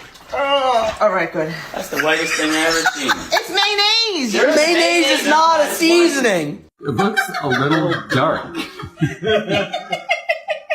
I thought cleaning the turkey meant the outside. No, it means the inside, grabbing all the neck and stuffing, taking it out. So I don't even know where the hole is. Is it in here? It's already closed. We're several hours in. Everything's looking pretty good. Smells really good. Okay, moment of truth. I am not super hopeful about this. Oh my god.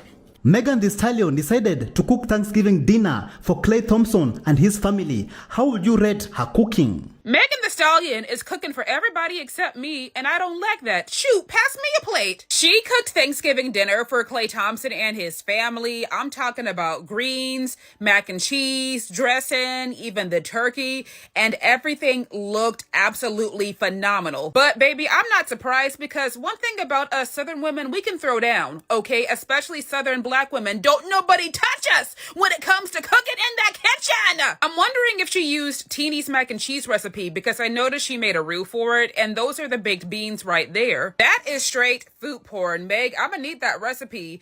And the fact that she didn't hire anybody to cater, like with her type of money, I feel like that's what most people would have done, even for a major holiday, but obviously the hot girl coach got it. Needless to say, Clay and his family absolutely loved the food. I know they were all sleeping good after eating all of that. I'm so happy that Megan is surrounded by love and was able to spend Thanksgiving with Clay's family, because we do know that she doesn't have much family left since both her parents passed and so did her grandparents. The holidays can be the most happy and most dreadful time of year for some people because they don't have family to spend it with. So I'm happy that Megan is surrounded by people that love and support her, because that's what she deserves. So, how did you celebrate your Thanksgiving? Was it chaotic or dramatic? But remember, if your family starts to fight, please record. It's just a home video. We do it all the time. It's fine. He does this every year. He does it. Mom, we're gonna look back on this and we're gonna enjoy it, laugh, and everything. It's fine. Make everybody happy. I'll say grace. You're just doing this to get on my nerves. Say, you're the head of the house. Yeah, all right. Bow your head. Dear Lord, bless the food that's in front of us. Thank you, dear Lord, for all the family that is around the table. And dear Lord, please, I emphasize please, find Jesse a job come Monday morning. Amen. Amen. Amen. Yeah. Amen. Real funny, Dad. Made me look like a stupid idiot in front of the whole family. And I'm grateful for Mom for buying me a new Xbox One after my dick of a dad destroyed it. So you don't appreciate it? Threw her under the bus. You don't appreciate it? Oh, sorry. Did I put you in the spot there? Did I make you look embarrassed? What the hell are you doing? If you're not going to act right around there, be part of the family. You want to make a scene during Thanksgiving? Yeah, really? I do. Because if you don't want to be part of the family, then get out. I'm not part of the family the way you act. Oh, boy. I'm not part of the family? No. You don't act right, you're not part of the family. Oh, my God. Oh! You threw a turkey at me? Don't blow up. Oh, my Lord. And you're filming? God! I'm so done! What's the matter? No! I'm done! I'm done! I'm done! Well, God! And you, I hope you got your great Thanksgiving video! What a great family this is! Piece of shit! I'm thankful for it. Fuck you! Happy Thanksgiving. Go Eagles! Thanksgiving leftovers. What do you do with them? Look at this. Eating Thanksgiving leftovers today. We have mac and cheese, cornbread dressing, green bean casserole, honey ham, glazed carrots, some cream corn, sweet potato casserole, and also some cornbread. First, the mac and cheese. So good.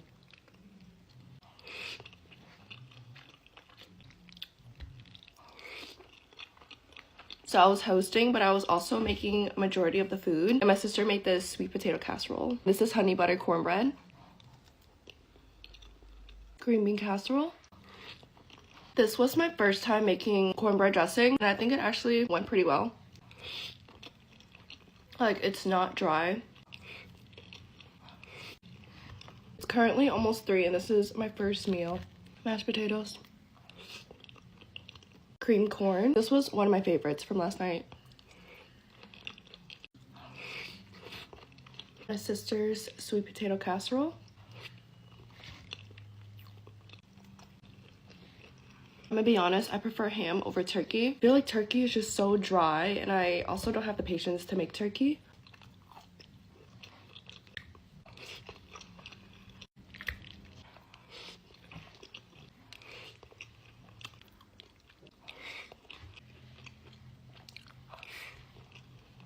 Anyways, this is gonna be my leftovers for the next 2 days, but no complaints because it's so good. And I love Thanksgiving food. So good. Thank you so much for joining us on today's show. See you in the next one. Bye bye.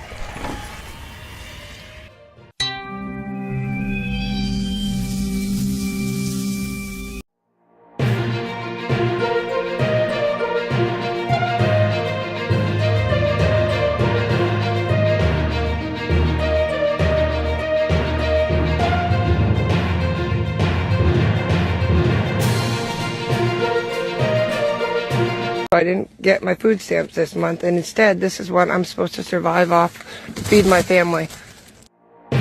From EBT, drama continues. Y'all see this meat behind me? Now, depending on your purse size, I can't get no big ass meat. To perfect example of communism. You finally see how communism doesn't work. How long will this go on? I'm 52nd in the food bank line. Let's see how long it takes and what we're given. Cashier jobs under threat. Y'all see the new technology is out, right?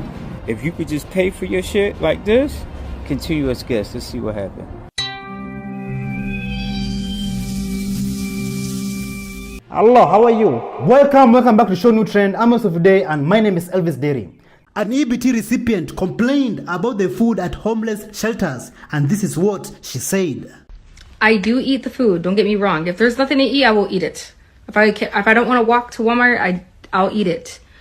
If it, like for an example, Sabbath, like I will eat it, okay? But here's the thing, the corn is in corn syrup.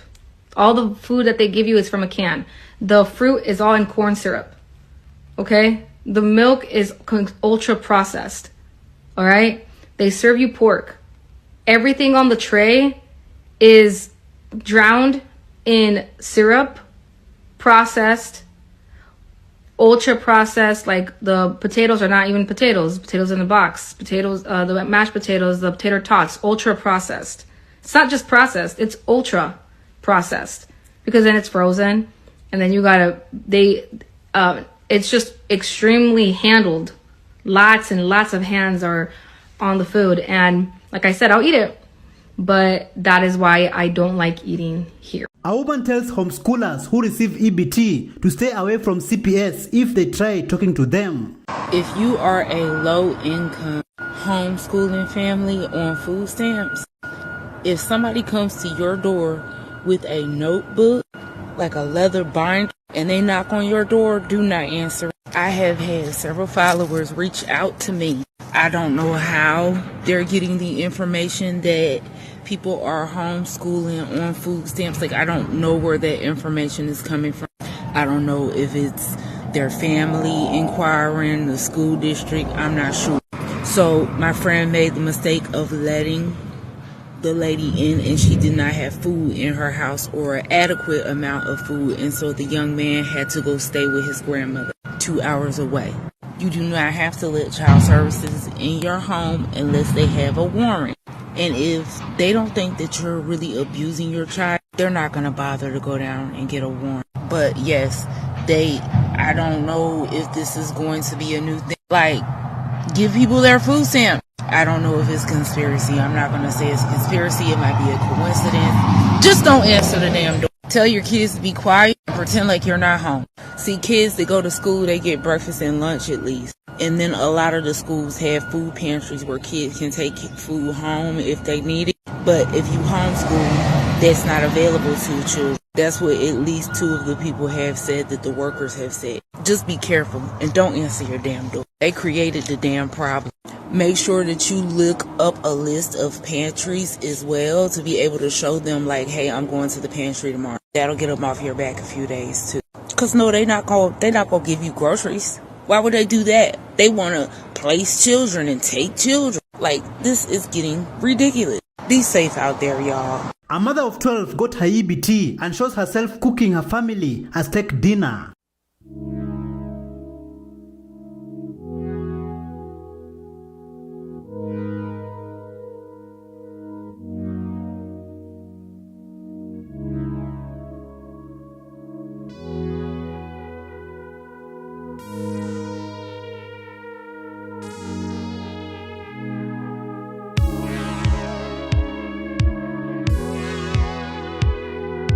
A woman compared SNAP assistance to feeding wildlife. Yeah.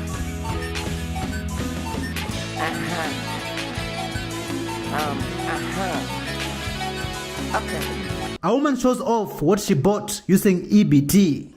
I know everybody likes to be the EBT police and go up in arms about what people can use their EBT on and what they can't. So I got me some Alani. I already put it in the fridge, but it has the new Winter Wonderland, and it's so good. I love it. And then I got me a little treat, a little nice cold Red Bull. And then to match my Coke, like themed kitchen, I have the canisters and everything.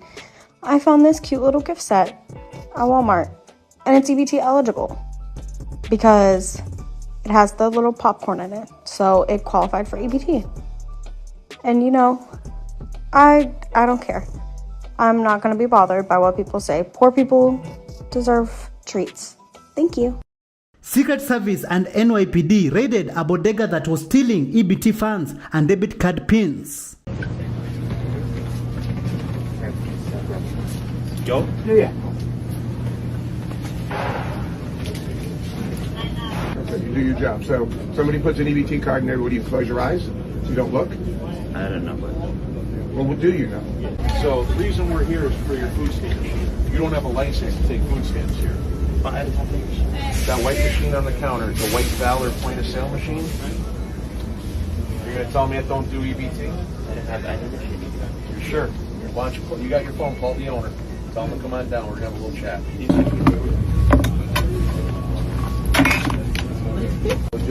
And then the extension that they had connected to it?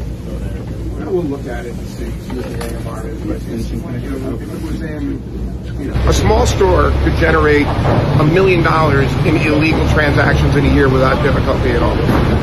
So this is becoming very popular. Yes, unfortunately it is. How long have you been taking EBT here? I don't have any EBT. You don't have EBT?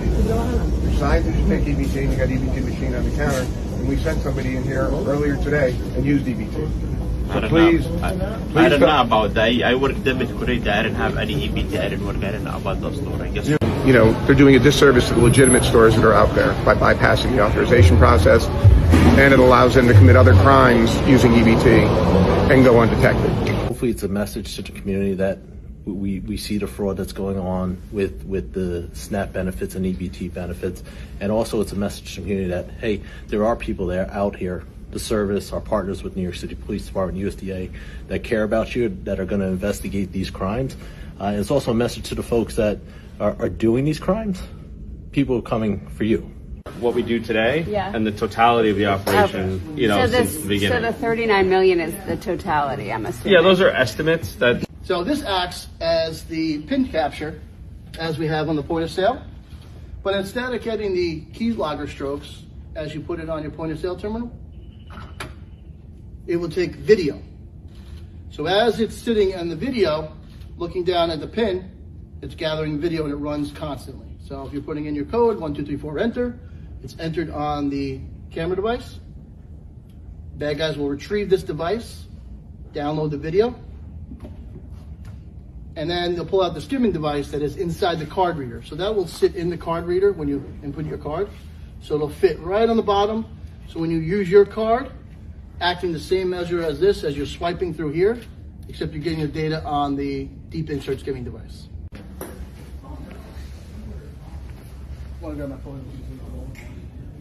Is there a nice way to describe EBT thieves? Listen to this.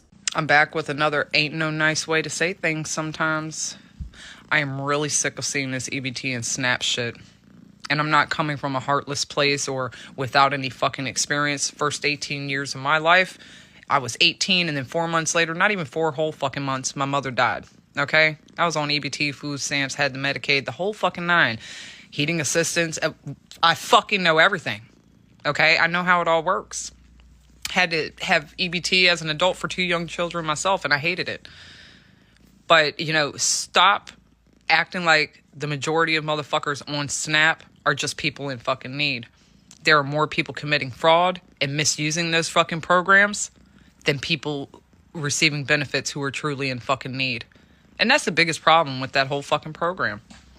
My mother used to sell her fucking stamps, get her dope fix, or whatever fucking else.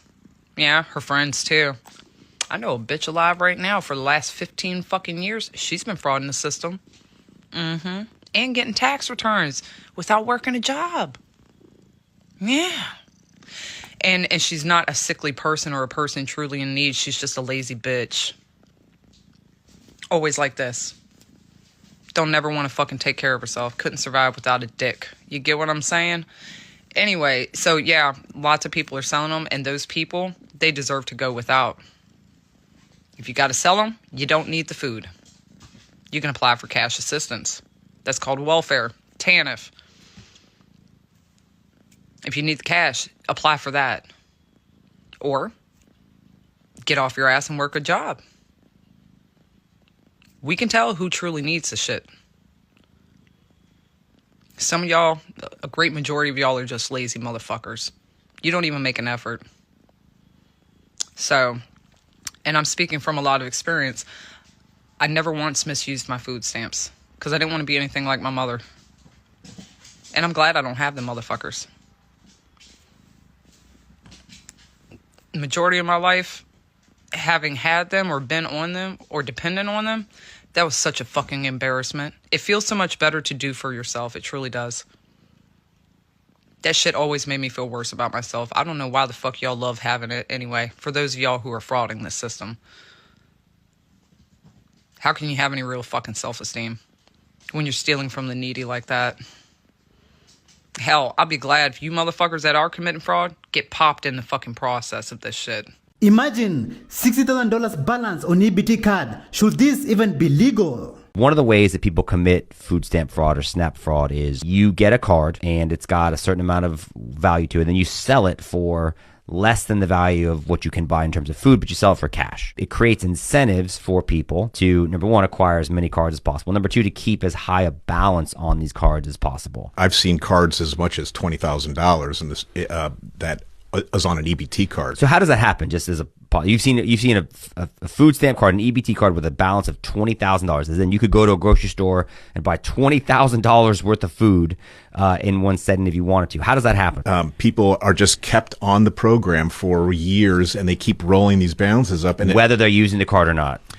Now, they're supposed to get rid of it and expunge the benefits after 9 months. Yeah. But if all you go and do is buy a stick of gum once every 9 months, your balance in your card, even if you're no longer on SNAP, that card is still good. Yeah. It's happening across the country. In fact, the largest that I've heard about is right at around $60,000 on an EBT card. No, nobody's going hungry in that house, obviously. An EBT recipient complained about the food she was given because her food stamp have not come in. I didn't get my food stamps this month, and instead, this is what I'm supposed to survive off to feed my family.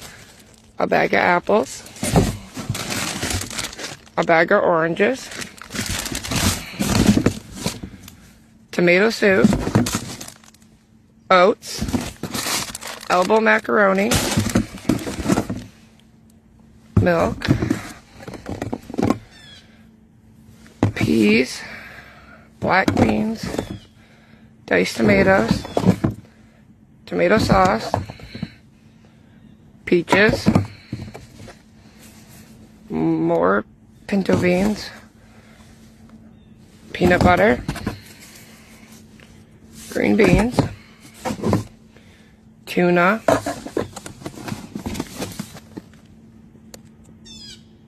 and this. So I'm supposed to feed my family for the entire month with what you see in this box. It's an absolute disgrace and a joke. What is the perfect example of communism? Is this what's happening with EBT and SNAP benefits cut off? So everyone crying about EBT and SNAP being cut off.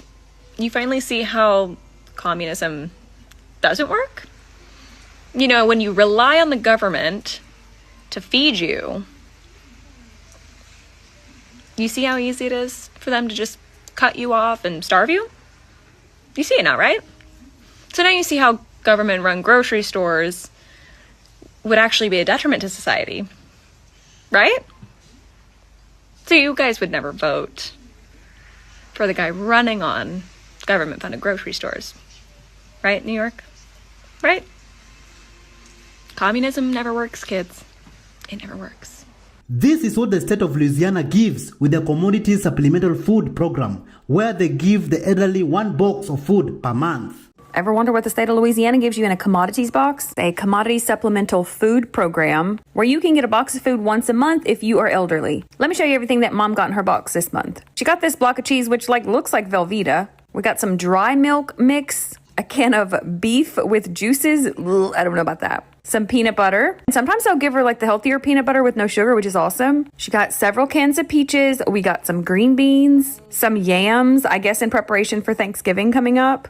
Like I mentioned, she had several cans of peaches. We got some instant mashed potato flakes, so you can whip up some mashed potatoes easily. We got one can of chili with beans, more peaches, more green beans. We got some corn, more corn, one can of pinto beans. She also got a bag of dry red beans, which is awesome. She got this one jug of apple cherry juice. My niece said it was nasty, but Mama likes it. We also got some grits, a box of Tastios, essentially like Cheerios. She got a bag of rice so she can whip up some red beans and rice, especially if she had a link of sausage or something. She got a box of elbow macaroni noodles, one little jug of milk. She said a lot of times they'll put 2 of them in there.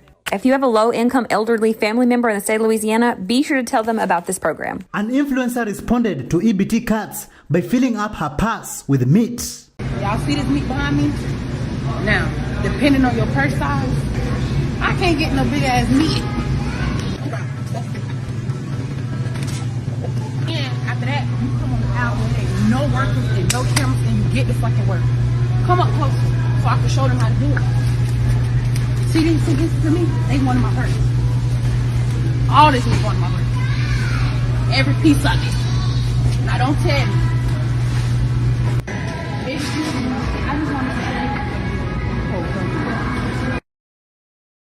It's official. People going to food banks also eat better than Americans working full-time. Take a look at this. I'm 52nd in the food bank line. Let's see how long it takes and what we're given. This is a drive-through pickup. Everybody stays in their car. Thankfully, in Florida, it's only 82 degrees today, which is the coolest it's been in a while. So everyone has their cars off and their windows rolled down.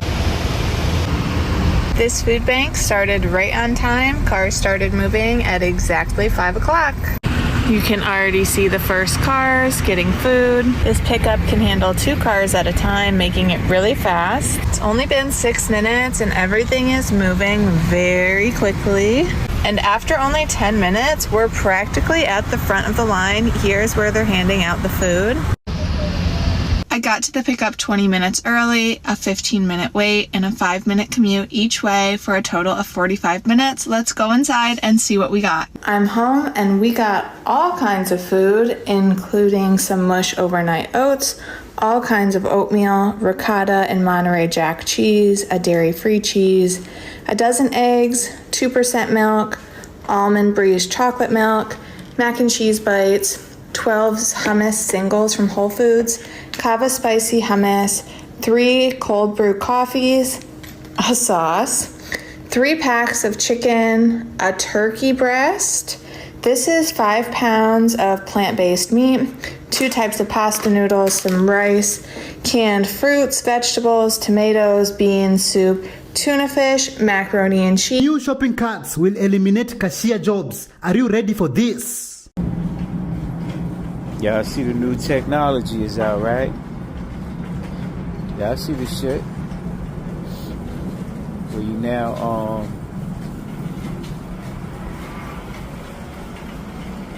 shopping and shit. You can, I think this is the one where you ring up your own shit. Like, when you put it in the cart. See, look at this shit. What that say? See what this shit say? It say start shopping. You know what I'm saying? So you know what I think, right? This gonna put the motherfucking cashiers. No more. You ain't gonna need no cashiers. If you could just pay for your shit like this. Continuous guess. Let's see what happened. First time using new cart.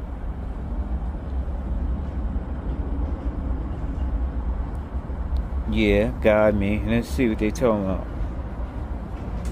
Add product. Face it. Yeah, you scan the shit as you put it in the cart. Place it in the cart. Don't hold item, just put it in there.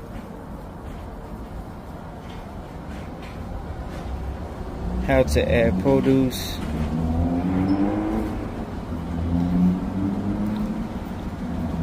Look.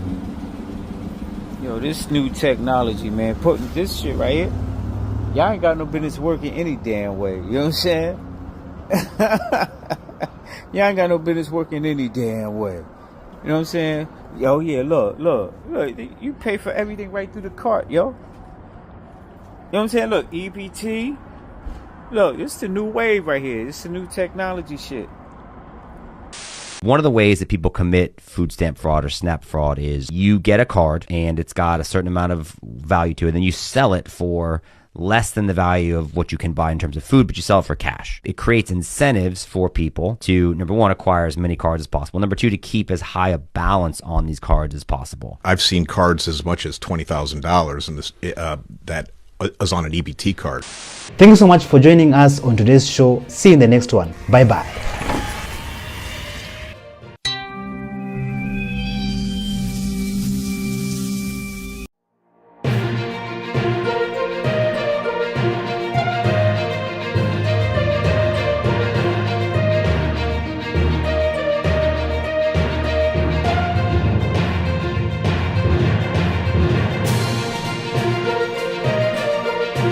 Hello, how are you? Welcome back to Show New Trend. I'm also today, and my name is Elvis Derry. A woman decided to show off what she bought with her food stamps.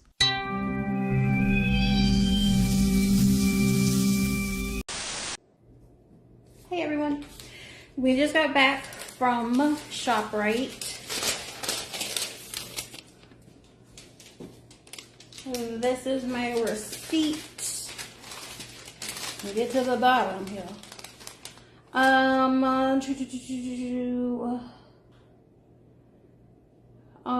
I spent, where is it?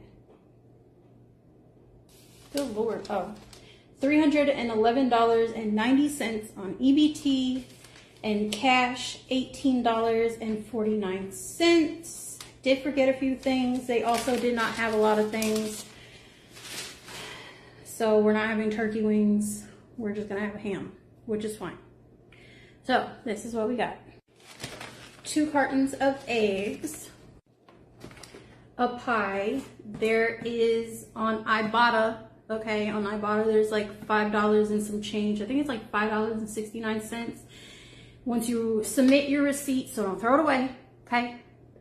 Submit it and you'll get your $5.69 back. So if this is free, you're welcome. 2 loaves of bread smushed yet again. 2 of these, I think they were $2.99 or $1.99. I don't know. They were on sale, so we got them. 2 10-packs of foil pans, because baby, I'm not doing dishes on Thanksgiving. Yeah.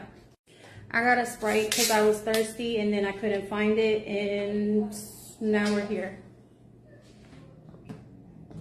So I'm gonna do it. 3 of these, because somebody taught me yesterday that even with EBT, they get a profit. So there's your dairy. this because it's the only ingredient I really needed other than shredded cheese for baked ziti. I have everything else in the house, so this is gonna be dinner one day, baked ziti, not just the cheese, unless you up. Salad dressing, some cheese, cream cheese for fruits. I don't know if we bought any though. Mozzarella cheese for baked ziti. On the floor it goes. Mac and cheese, cheese blend. Another mac and cheese, sharp cheddar. They were on sale, $1.99. Turkey Hill juice for punch. Cheese slices. I got 2 of these. I don't know where the other one is, but I got 2 of these for pies. I am making some. We got tropical punch. Nope, this is watermelon. Tropical punch and strawberry lemonade. Take it. Put it in the fridge. And almond milk for my smoothies. Here's the other one. 2. Janiyah spotted this eggnog. She says she hasn't had it since last year. Kid. Okay.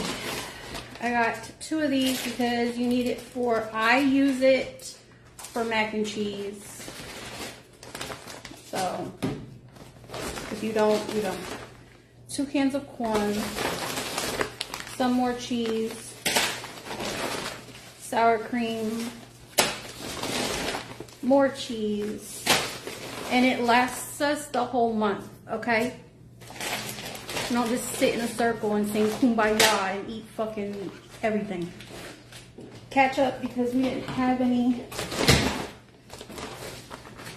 snow caps. What? I didn't even know they still made these. Fuck yes. And then 2 cans of pineapple slices for my ham, okay? For my ham. 5 packs of butter. I know it's not real butter. I don't give a fuck. It's cheap. Oh well. These were on sale, $2.99 a bag. So tater tot. One is for Naya to eat. One's for I'm gonna make tater tot casserole. And then we got 2 of these, which means we're gonna have Tupperware now when we're done. 2 of these for Thanksgiving. The girls picked them out. Well, Naya did. Do you eat these? No. Naya picked them out. Guess what? More cheese. You're not gonna be able to open a freezer. Chicken cutlets. We got two packs of pie crusts. I already have the freaking pan. Didn't even know they came with them. Another pack of cutlets. Oh Lordy. Sodas. Got something to say? No? I didn't think so. We also got 2 of these crusts because we're gonna make pudding pie, okay? These, another cream cheese, more cheese, Reese's Pieces, more corn. Next, more cheese.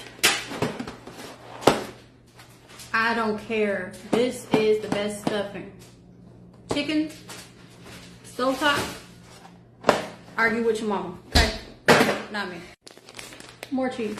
And I got something that's gonna piss y'all off, but I don't care. Also got 2 cans of broth. I don't think I'm gonna need that much broth, so I just got 2 cans. It was $1.19. Okay, cool. We got Ew. I hate meat. Hate meat. We got 2 packs of steaks. Y'all always talking about, oh, she getting steaks, she getting steaks. I did. This one was $15.78. And this one was $16.28. That should be like, what, two meals for the girls and I. And then I got 3 packs of the thin sliced steaks, sandwich steaks. Ew. One was $6.79, $6.59, and $7.59. So I don't want to hear about, oh, I work this amount of jobs, this amount of hours, and I can't afford a steak. Baby, they cheap. And last but not least, if you made it this far, the goodies. Blueberries. Bloobs, as we like to call them. I never called them that. 3 green apples for my schmovie. Some kiwis. I don't know what it is about a kiwi, but they're so fucking good. Cucumbers, mini, because I'll eat them faster rather than like a big one. Also for smoothies. 1 thing of bananas. I think that's the yellowest one. 2 bunch of bananas. 3 bunch of bananas. I feel like they'll be yellow by the time I need to make banana pudding. Think smarter, not harder. Jalapenos with some cream cheese, like you bust them open and take the seeds out and put some cream cheese in it with like bacon bites, put them in the oven, whew, and some cheese. Whew. Salad, more salad, and last but not least, I thought there was more, but there's not, lemons for my smoothies, and that's what I spent my EBT on. Haha, just kidding, we almost forgot. Ham. We got a ham. Oh, ham. And the ham, this was the cheapest one I could fucking find. Okay, it's just gonna be, what, the 3-4 of us? Mr. Sirman may or may not be here. Anyways, $35.21. All them other ones was like 40 some, 50 some. Thank you so much for joining us on today's show. See you in the next one. Bye bye. Gen Z occupy! Gen Z occupy!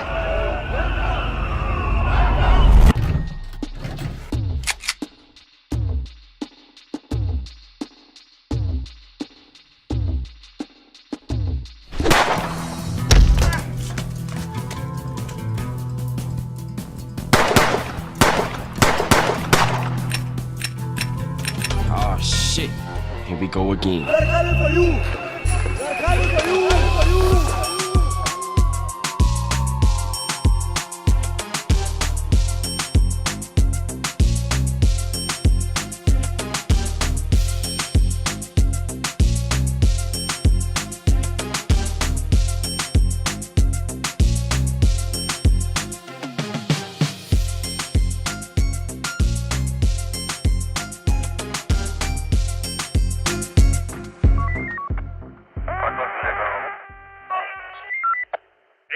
Hello, how are you?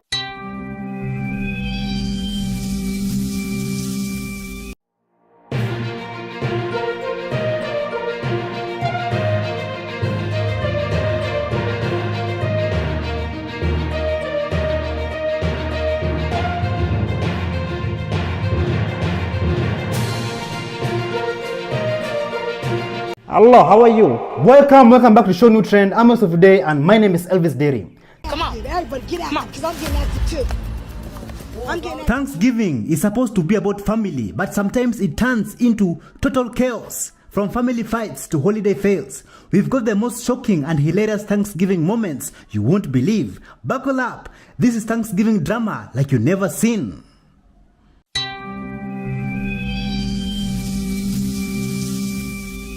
And put in cages, whisked away from their home with no court order. God was an immigrant.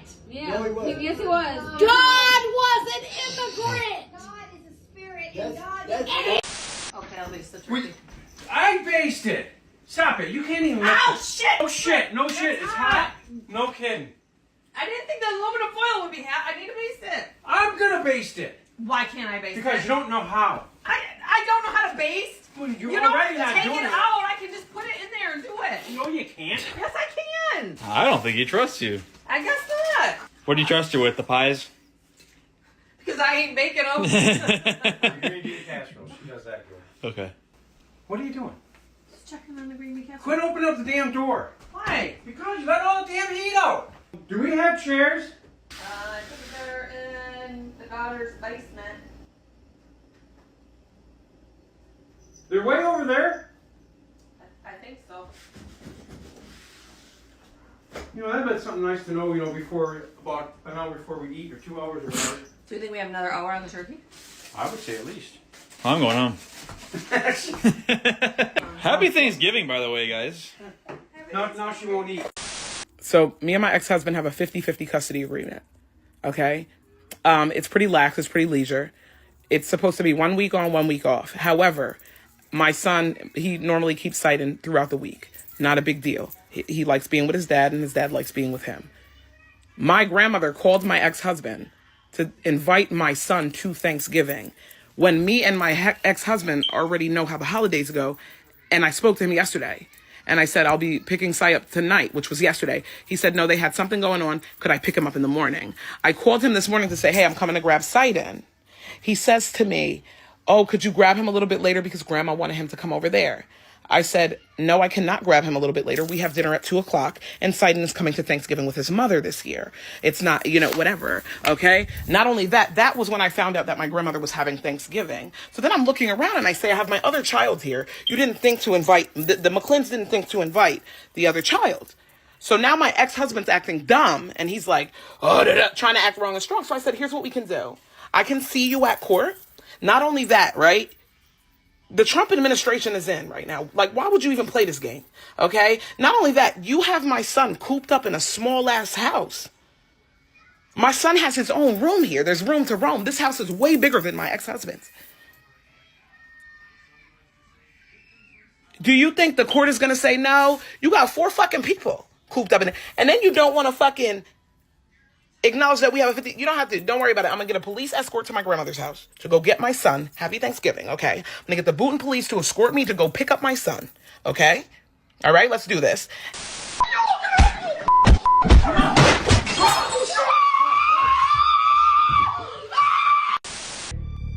So you still failing them classes? You still letting that man beat on you? Oh my God. That's too far, man. It wasn't too far when you was out giving STDs. Oh, now I'm tripping. Suspect running from the truth. Let's talk about it. Y'all want to play a game? Look at me when I'm talking to you before I slap the shit out. Oh, bitch, if you slap me out. Okay. Okay. Okay. Get your ass up.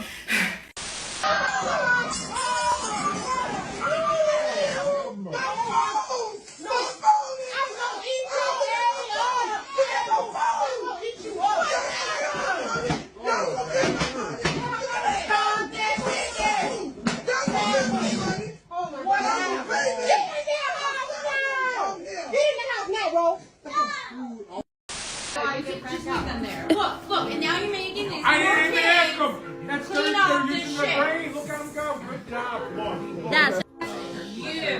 I asked you.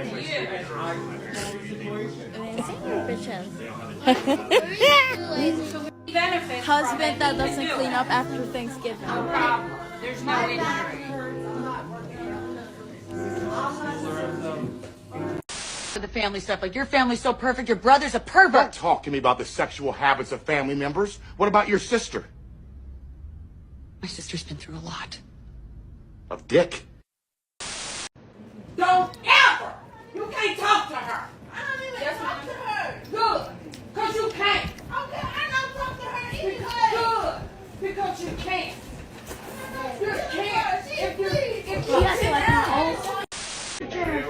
this. Everybody grab your chair. Look at this. They're making us grab a cushion to go sit outside. Unbelievable. This should have been ready already. It should have been ready. It should have been ready. Not only we have to put these out here, now we have to look for our name to sit down. Look at this. Unbelievable. The family disaster. Look at this. Look at this. It's all wet out here. Like how it's still raining outside. Nothing was ready. Nothing was ready. Like seriously. Wow. Candles aren't even lit. Look at that. Look at that. Look at that. It's 10 o'clock. Exactly. 10 o'clock at night, and now we're gonna eat at 10 o'clock at night. Unbelievable. Like I've already lost like 3 pounds. Look at this. 3 pounds right here because we're eating at 10 o'clock and nothing was ready. But yeah, next year I'm just gonna go on a cruise because this is ridiculous. Look at that. Look at that. The chairs. Look at that. Now we have to go with the cushion and go around. Wow, unbelievable. Oh, no! This is going on Facebook. No. Don't do them like that. It just looks so. Come on, bitch. Come on. Get out here. Everybody get out because I'm getting active too. I'm getting active too. Oh, roll. That's it, bro. That's it. Let go, bro. I'm next. Let's go. Let go, Rolly. I'm next. Let's go. Let go, Rolly. I'm next. Let's go. Oh yeah. Yeah, get his ass. Hell yeah, get his ass. Fuck is wrong with that nigga? Come on, cuz. Fuck. What my people? Look at me when I'm talking to you before I slap the shit out. Oh, bitch, if you slap me out. Okay.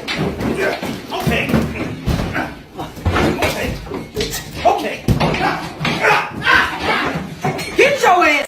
People tell me what she talks about me. This is what everybody knows that. And you know what? I talk about her. I don't talk about her. I don't talk about this shit. Every told us. I don't talk to Kathy Chairs out here. I haven't talked to her on Wait a minute. We're shedding up things from years ago. We're shedding up. I understand that. I haven't talked to anybody in like 20 years. What do you want to ask me? How much did I ever do for you with your children? Listen. Did you ever Let me make you were psycho. Can I say this much, Mom? Can I say? Prepare this food and bless her body in your name. Amen.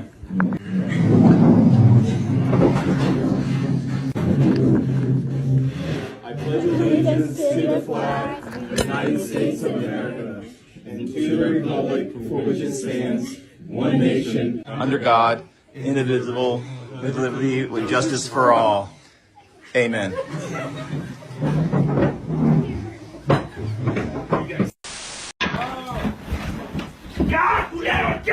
¡Ya! ¡Ándale, pégame pues a mí, cabrón! A ver, pégame a mi perro. ¡Ya! ¿Qué tranza? ¡Conmigo pues! ¡La verga, güey! ¡Órale, conmigo pues! ¡Muy verga! ¿O qué? ¿Quieres darte conmigo, güey? ¡Te dije ya! ¡No se peguen! ¡Te vale verga! ¡Órale, culo! ¡Ya! ¡Oiga! ¡Que te calmes! ¡Que te calmes! ¡Que te calmes! I think they're fighting. Wait, you wore my shoes? Yes. On the walk. Yes, I wear your shoes on the walk. And I stepped in a big pile of dog poop.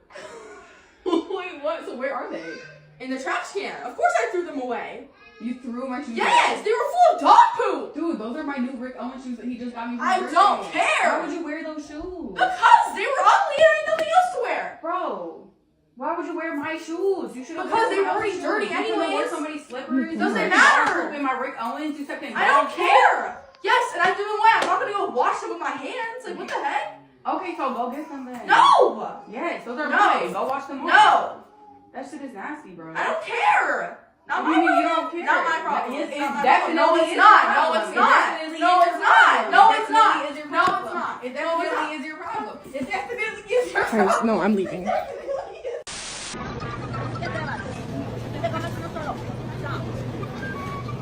That's why you're doing this. You're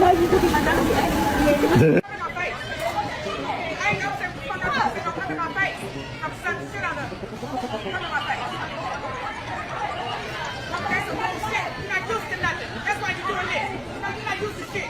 That's why you're doing that.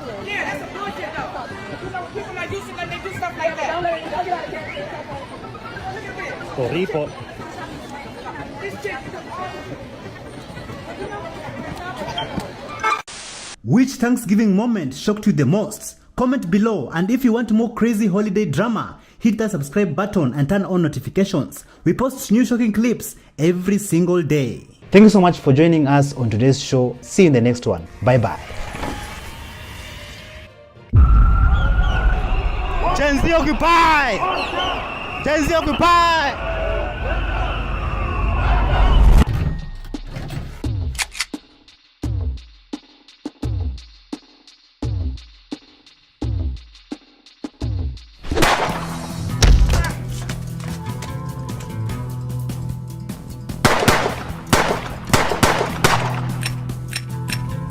Oh shit. Here we go again.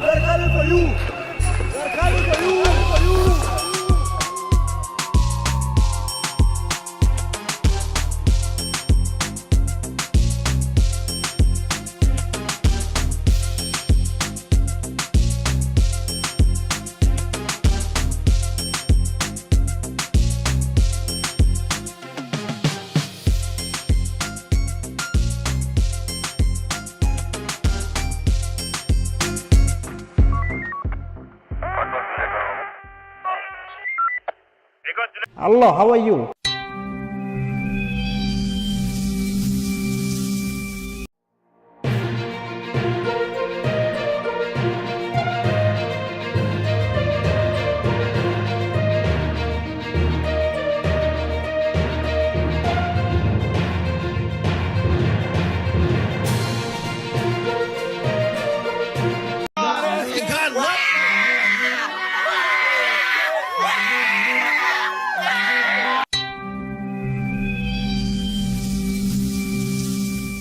Hello, how are you? Welcome back to Show New Trend. I'm host of today, and my name is Elvis Dairy. The white liberal women are the worst, and that's been proven time and time again. As a white woman, I am embarrassed for my species. What makes white liberal women so insufferable? Well, a big part of it is their innate narcissism, which manifests itself as white guilt, super cringy and bizarre white guilt. Look no further than this. Can you confirm that I just kissed your sneakers? This is true. She's on camera saying she'll do the radio. I am. We're doing it. Future senator of the great state of Texas. I'm gonna miss Ted Cruz so much. He's so likable. Oh my God. Yeah, that was some left-wing radio host I've never heard of bragging about this. Kissing the dirty sneakers of ratchet Jasmine Crockett. What possesses someone to act like that? But I guess we shouldn't be surprised. This is how white liberals act in the wild. Remember 2020? Yeah. Now, white libs want you to think this is some kind of racial justice or human rights or some crap like that. But what it is, as I've said before, is deep narcissism and superiority cosplaying as white guilt. Just act normal. Is that so hard?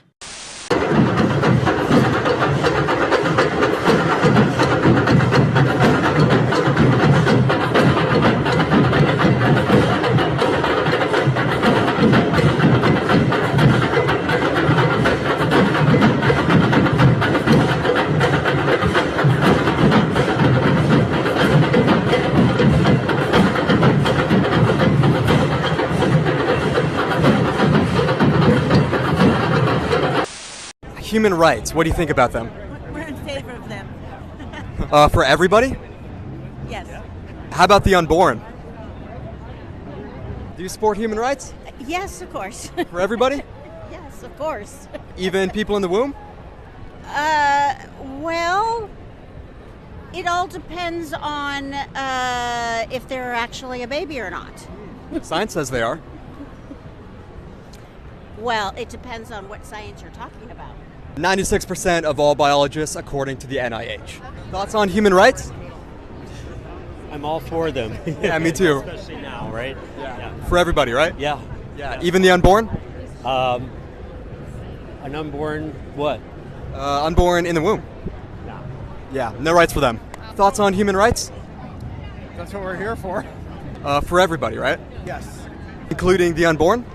No. Everyone has autonomy to not be killed, I think. Freedom means choice. You have no argument. Stop taking rights away. Get out of here. Well, it looks like Democrats are caving to Donald Trump and the Republicans. So let me understand something real quick. For 40 days, y'all sat up here and said this was a Republican shutdown. This was Donald Trump's shutdown. Now the shutdown has been ended, and they caved to Donald Trump. They bent the knee. So if this was a Republican shutdown, and the Democrats crossed over to end the shutdown. See, the problem with you libtards is you forget what you say right after you say it. My only question is how y'all have a following at all with the dumb shit you say. Who the fuck is dumb enough to follow y'all? See, that's where the whole Department of Goofy Detection and Prevention came in. It's to showcase you fucking goofies for doing dumb shit. If this was Donald Trump's shutdown, and ending the shutdown wouldn't be bending the knee, would it? It would be doing it. Yeah. The logic y'all live by is astounding, to say the least. It would behoove you to not contradict yourself. Use what little fucking brain power y'all got. You see, I'm the director of the Department of Goofy Detection and Prevention, but we already knew this kid was a fucking goofy. Love, peace, and chicken grease. Attention all U.S. citizens. As I am recording this video, Donald Trump is preparing to illegally invade a foreign nation.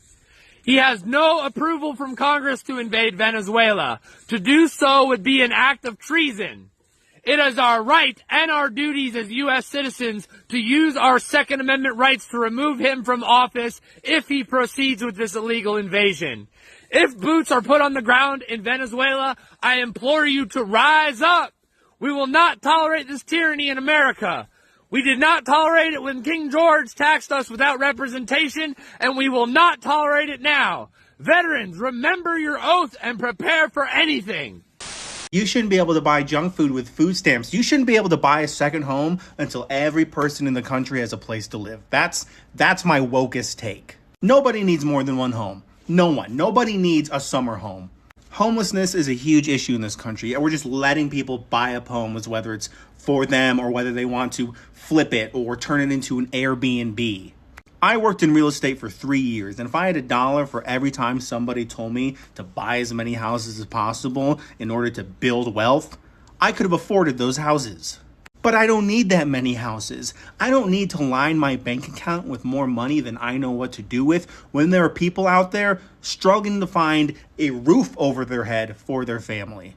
So if somebody wants to buy Little Debbie's with their food stamps, that is the least of my concerns. For any woman not voting for Harris, I'm having a baby by your man, putting him on child support as soon as the baby's born, dropping him off every weekend, and showing up to the family reunions. Now, with that being said, what color t-shirt we wearing this year to the reunion, boo? No. We're fine. We're gonna ask you to leave. You don't want to look at it? You don't want to hear it? We're customers. You can send it to our media relations. Okay, thank you. Garbage? Are you ice garbage? Mom, let's go. Mom. Who are you? What's your name? Are you ice? Oh, you don't want me to take a picture of your face? Is that because you're ice?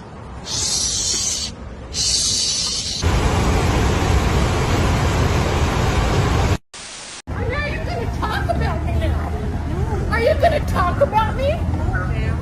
Why don't you make him stop? Look at him laughing. Why don't you make him stop laughing? Yes, you can.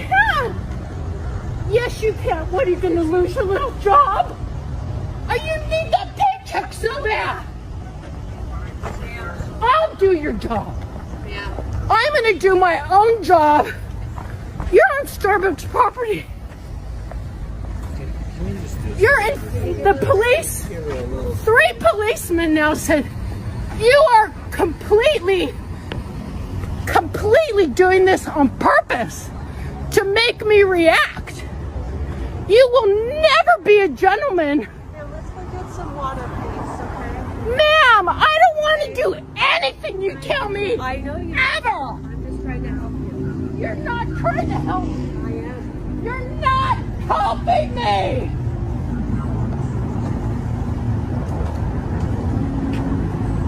Goodbye. You can Donde Holy Spirit on you both. You will be convicted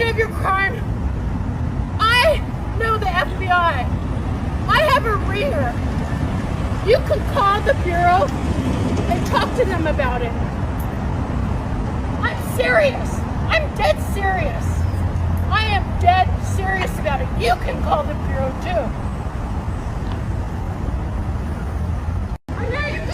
No one wants to date a bigot, and I think politics play a larger role in dating and dating choices by women than men are even capable of understanding. And then I think they sit on the internet and complain it's because they don't have enough money and they're too short. But really, it's because of your fucked up belief system. That's why women aren't dating you. If you voted for somebody who repeatedly bashes marginalized groups of people, bashes minorities, bashes women, has no respect for them at all, yeah, that says a lot about your character, and that's unattractive to most women because that's an ugly trait to have. It shows that you condone those behaviors. Young women are shifting more left, and if you continuously shift more right in response to that rhetoric, then yeah, it makes you more unattractive to them. Voting for a man who is proven guilty of violent crimes towards women is indeed an unattractive quality. It shows us that you don't care about how that affects women at all. And I think to a certain extent, these men understand that, which is why they're on their dating apps saying they're moderate, saying they're apolitical, and all of these things, when really we know who you voted for, and that does make you undateable, and it does make you unattractive because you condone terrible behaviors towards women and minorities, and that will never be attractive. If you want better results in dating, I implore you to change that belief system.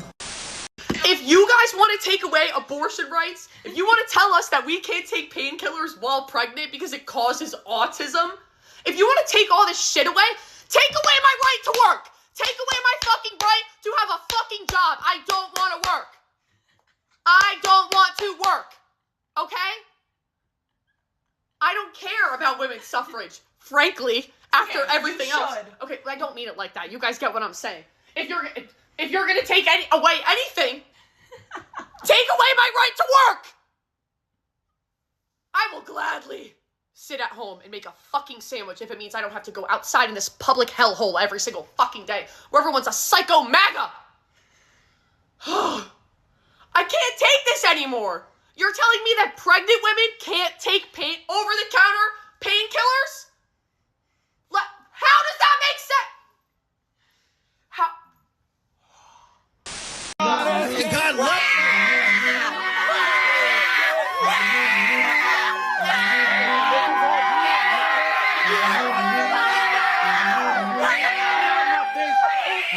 So if you're a conservative, let me know if this resonates with you. If you were to take all the conservatives and put them on one half of the country and take all the liberals and put them on the other half of the country, do you feel like the conservative side would quickly become safer, more efficient, nicer, and like the liberal side would just descend into chaos and their policies and ideals would just reveal themselves to be how stupid they are? Or do we just kind of need them as a counterpoint just in everyday life? They need to be there. If you want to know if racism is still alive in America, all you have to do is tell a liberal that you're a Republican. And the moment you tell that liberal that you're a Republican, you'll experience the most hateful, divisive, racist slurs that you've ever experienced. And not only will it be from people who look just like you, it will be from people who look different than you. Because they've gathered the confidence to call you whatever they want. And they will hurl these racist slurs at you with the most confidence they've ever had. And they will never do it in front of you. They will never do it to your face. But because the internet has been created the way that it is, and people can go on social media platforms, they will sit there and they will call you Uncle Tom. They will say that you escaped the plantation. They will say that you should have never been let out of the chains. They will say the worst things. So yes, racism is alive in America. And all you have to do is let people know that you're Republican and you will get to experience racism. Just try it. I'm here in New York about to illegally vote for Zoran Mamdani 6 times. Yeah, 6. This is the difference between a white liberal and a white conservative in the eyes of a black man, okay? Now, I lived in California, I've lived in Texas, I've lived in really red, I've lived in really blue, okay? Here's what the liberals will do when they see a young, articulate, successful black man. They'll be like, oh my gosh, it must have been so hard for you to overcome the disparities, the discrimination, the racism. It is just so amazing that you have become the exception to the rule. You have just created something for yourself that is just so difficult for minorities to do. And we're just so proud of you. It's so amazing. And I'm sitting there being like, so like what, you just think all black people are just dumb thugs that don't know how to do nothing? I'm the exception to the rule purely because I found success like you have. Like, I'm as successful as you, so therefore I must just be a special one. The exception to the rule? It's crazy. I'm not joking. This happens. It's crazy. They're like, oh my gosh, like the struggles, the hurdles, the obstacles.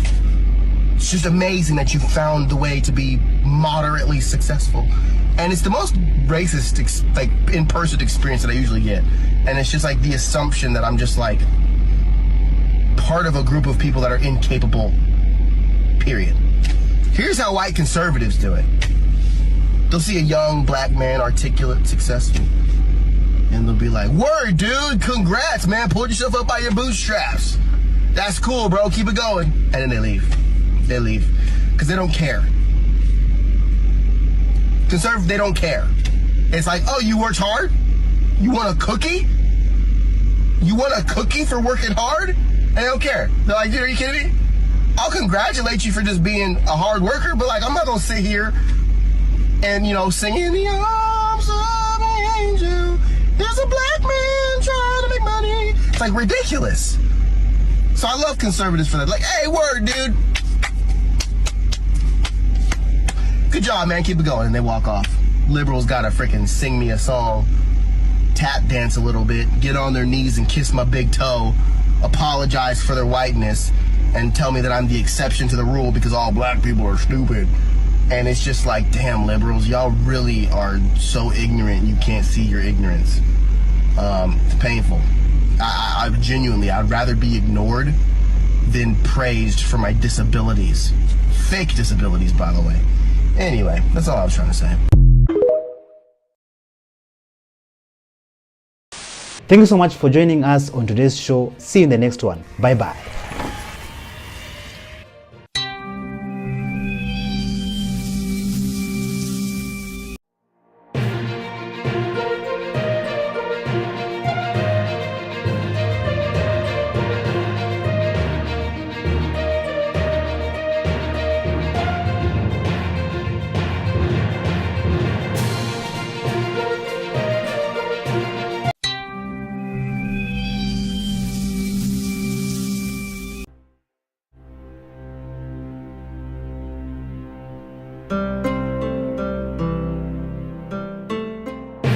From social credit system exported in China. Zhang Aijia, a former school counselor, showed us the message she reposted on social media. To homelessness increase. Should America learn from China? I would say that I am hypercritical of all forms of governance. Young people warned. 有案底和黑户，这个场进不了，不管你是什么样的案底。Gen Z occupy! Gen Z occupy!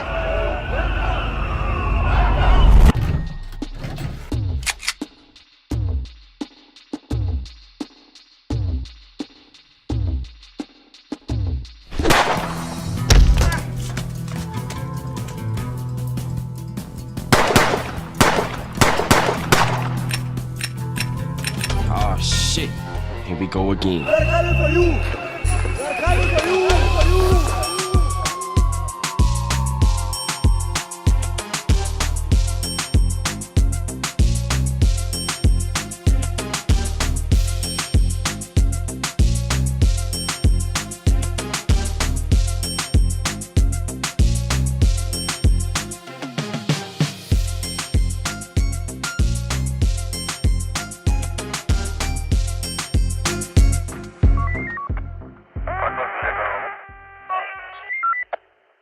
Hello, how are you?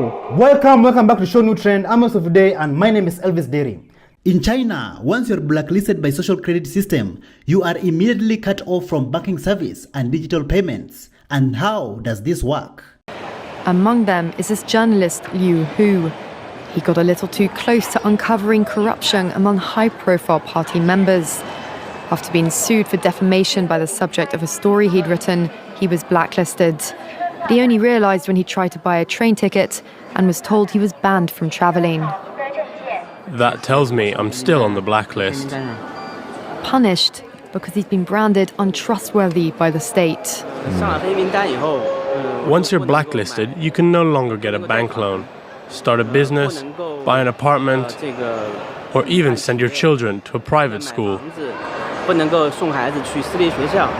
Liu Hu is among a tiny minority of people who have dared to criticize the system, which some are calling a digital dictatorship. I worry, because I think many people like me will be deprived of individual freedoms, and all of us will live with restrictions of one kind or another. After our meeting, Liu Hu learned that his name had been removed from the blacklist, but he still has a long way to go if he doesn't want to languish at the bottom of the social credit hierarchy. A single social media post that criticizes the government can cost you 50 social credit points, leading to arrest and blacklisting. Is the message that got you into such trouble? Zhang Aijia, a former school counselor, showed us the message she reposted on social media, which cost her her job, even her home. It's incredible that these few paragraphs got you into so much trouble. I was shocked, she said. Our country is going backwards. The post was an apparent jab at China's President Xi Jinping. Police showed up at her school to question her, and days later she was fired and forced to leave her school housing. This is the 21st century, she said, so why does it feel like a society with an emperor? In other countries, people can criticize, even mock leaders. Unlike credit scores in the United States, China's social credit system will go over every detail of your personal life. The state will go over every detail of a person's life with a fine-tooth comb. Their financial situation, spending habits, career, even behavior on social media. Criticizing the government online or displaying outward signs of wealth is a no-no. On the other hand, praising the party or giving blood increases your social credit. Xiaowen Wang is a model citizen. She lives in Nanjing, a testing ground for social ranking. Married with a child, she has a job in a retirement home, no debts, and she wouldn't dream of jaywalking. As a good citizen, I respect the rules of the road. If I didn't, I'd lose points on my social credit. In theory, everything can be taken into account in the social score, even the most innocuous errands like supermarket shopping. When Xiaowen Wang makes an electronic payment, her purchases tell the state a lot about her. Buying cigarettes would count against her. On the other hand, nappies show she's an attentive mother. Beer could indicate alcoholism. She'd be better off buying water.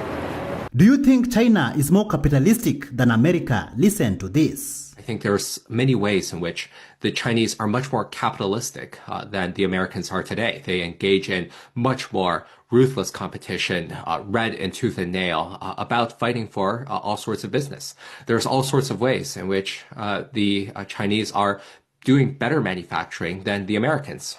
China built about one America's worth of highways over 18 years, between 1993 to 2011. 9 years after that, they built another America's worth of highways. They're still building all sorts of dams. They're still building all sorts of weaponry projects. And so this is where I think that the Americans have a few good lessons to learn from China, that China has produced, to some extent, functional public works, very orderly cities, a very robust manufacturing base, all of these things that Washington, D.C., the rest of America does not really exemplify very well today. But China is also a one-party police state. You know, the government can do more or less what it likes. America doesn't have that luxury. It's a very messy kind of democracy, like most democracies. Do you think ultimately that degree of control in China will be a problem for them? Perhaps over the very long term. But right now, the autocratic states like China are doing a pretty good job at provision of all sorts of public works. Now, I want to be very clear that I don't think that the United States should just learn from China. I think there are much better models available to the United States. We can look at how Japan has built high-speed rail, how the French and the Spanish have built subway systems. The Danish have excellent public works as well. So I would love for the U.S. to study a little bit more from, let's say, the Europeans, let's say from the Japanese, rather than directly from the Chinese. Country that the US should learn from. Do you agree with this? You said something interesting because, you know, I was born in the Soviet Union, so we both have direct experience of socialism in various shapes and forms. You talked about, well, there's positives and there's negatives. So is there a country that's done socialism the way that you like? I would say that I am hypercritical of all forms of governance, including the American one. I think that's not a surprise to you guys, right? And in that same vein, I think like there is critiques to apply to all forms of governance, even socialist ones. Yeah. And as far as like getting closer to what I think has been relatively successful, because if ultimately the point of government is to improve the material conditions of all people to the best of your ability, it's not always going to be perfect, but when you are getting, I don't know, the poorest people, the poorest of the dispossessed masses out of a situation where they were servile to landed gentry, or they were peasants from an agrarian society, or they were dominated by their landlords, but then ultimately they were able to come into modernity and become like a powerhouse, an industrial powerhouse that is competitive with the largest superpower on the planet.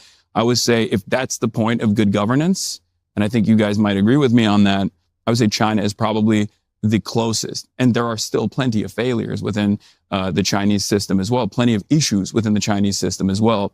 But that's probably the closest, I would say, to an example that we should follow and lessons that we should learn from. This is something that I talk about quite a bit. Ironically enough, we only utilize some of the most repressive elements of Chinese governance here in the United States of America, especially in the second Trump administration, and none of the good stuff. We don't have any high-speed rail. We don't have any even development. There is seemingly nothing to look forward to in America in terms of economic prosperity, in terms of overall health of society, in terms of scientific achievements. And I think a lot of younger people also feel the same way, where they feel like there's nothing to look forward to here. In China, the CBDC is linked to your digital ID. If you drive too fast, the speed camera will deduct your driver's license points before automatically deducting your fine from your digital wallet. If you jaywalk, the facial recognition system will immediately display your face on a public board of shame and deduct points from your wallet.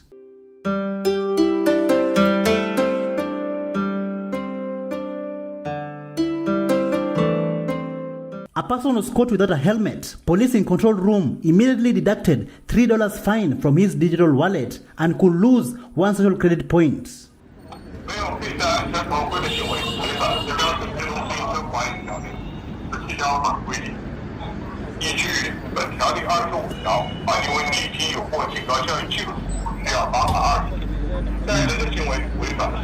In Beijing, the homeless are hiding under a bridge.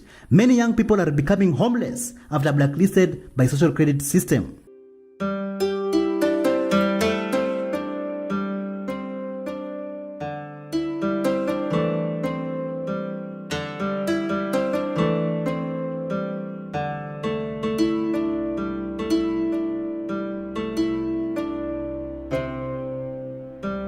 A Chinese HR lady warns young people that if they are blacklisted by social credit system, they already have a criminal record and the company can't hire them. 有案底和黑户这个厂进不了，不管你是什么样的案底，你要来跟我说一声啊，有案底一定查，大家不要浪费这个时间去跑啊。我跟你说，我有案底啊。你是哪种案底啊？这都好多年了。好多年前的那时候，所以我知道我后面想跟，还有案底，还是本地人呢。你去，你没事的，可以，事情可以。 现场不能讲啊，我们有案底的，不能说的，他包问。Once you are blacklisted by social credit system, it's almost impossible for you to find a job and you will become homeless.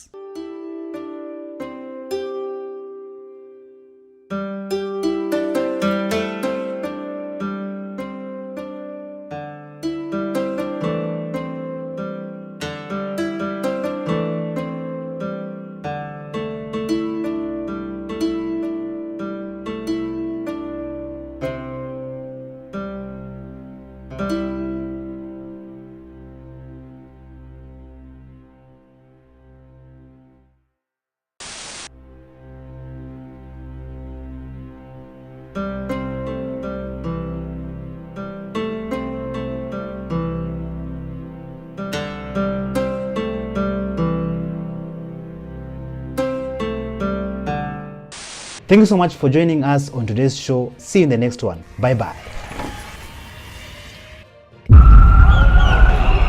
Gen Z occupy! Gen Z occupy!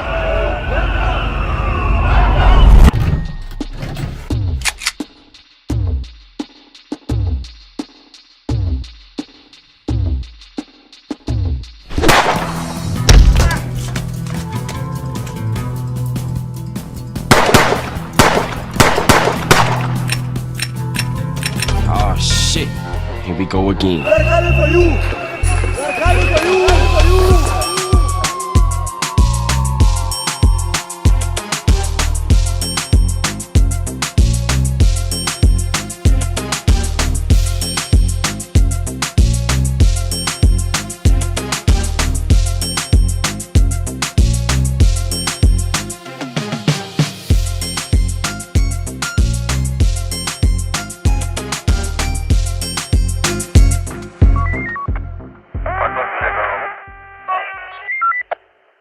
Allah, how are you?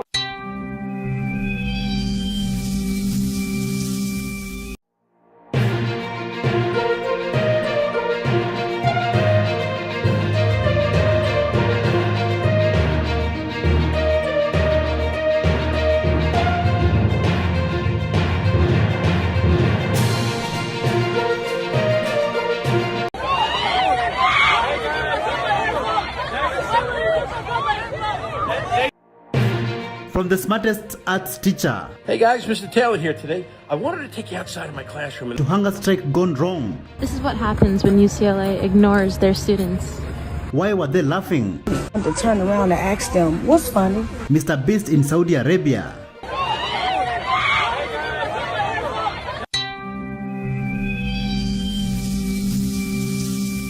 Allah, how are you? Welcome back to Show New Trend. I'm also today, and my name is Elvis Derry.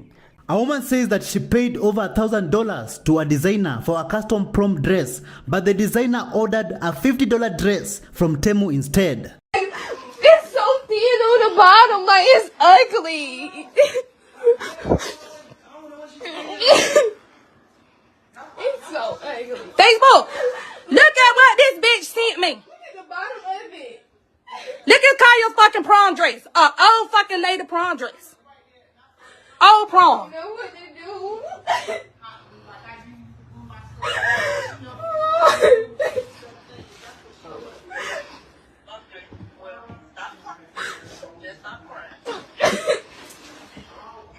Well, can you just buy a gown somewhere and damn rock him out? No. I knew that shit.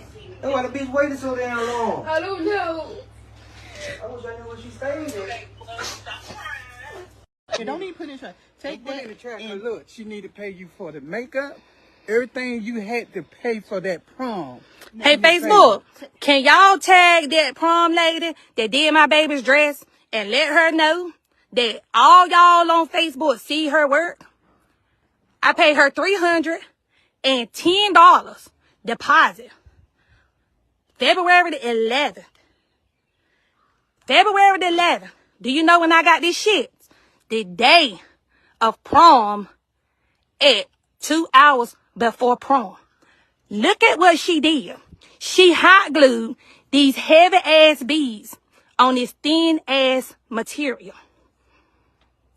Look at her. Look how thin it is. Look at it. Now remind you now, this my baby's senior prom. Senior prom. And I don't spend hella money getting my baby to look pretty so she can wear this ugly ass. YouTuber Mr. Beast has opened up his theme park known as the Beastland in Saudi Arabia with thousands of people in line to get in. Thank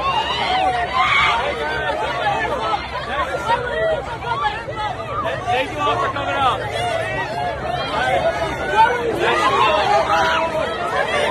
A TikTok influencer ordered to pay $1.75 million for destroying a marriage after she seduced and had an affair with another woman's husband. I was raised to respect the marriage. I was raised to respect God. Kira becoming emotional, thinking of the impact this has on her kids. It was horrible. Like, I can't, even right now, I don't like going out in public with my kids because I'll get stopped in the store. I can't have fun with my kids to this day because people harass me and so it's hard.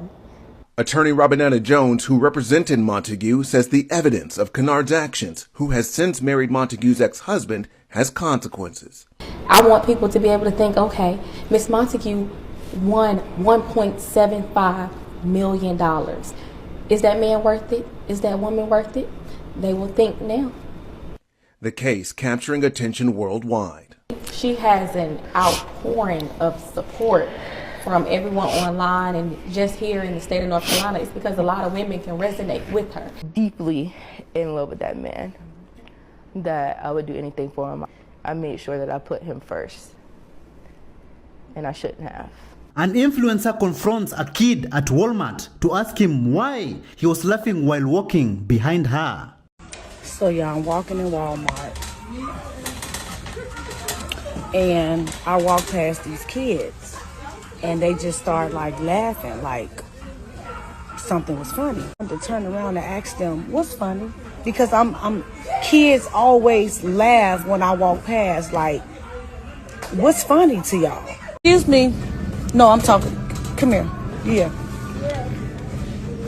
Yeah, I just want to ask you something. I'm not mad. Come, oh, where your grandma? I don't want to get you in trouble. So, question. I just want to ask y'all, because I know a lot of kids, you know, they laugh at my butt, but I'm not a kid, so I don't know what would make them laugh. Can you tell me what made you laugh? I just want to know from a kid's because I'm not a kid, so I just don't. But a lot of kids do that. I don't know what would be funny about it. I don't know. It's just like, it's like big for your size. Oh, okay. So that makes sense. That makes sense. I appreciate you. Thank you so much. You're welcome. Take care of yourself, okay? Thank you, baby. Thank you. That helped me out a lot. A male Burger King employee became enraged after a customer misgendered him. What is your name? What is your name, sir? My name is Lily. Okay, and you're stating that you called me sir, correct? You called me young man, and I politely corrected you multiple times. You don't get to correct me. I will address you as what I see. I have no obligation whatever to enter. Yes, you do, sir. Unless, of course, Burger King, unless Burger King has a policy to behave this way to their clients. Maybe they do. We will find that out.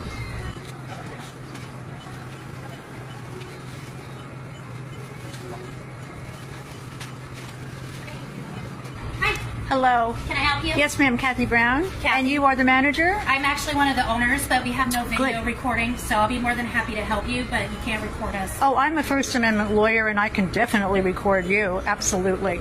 I want to file a formal complaint.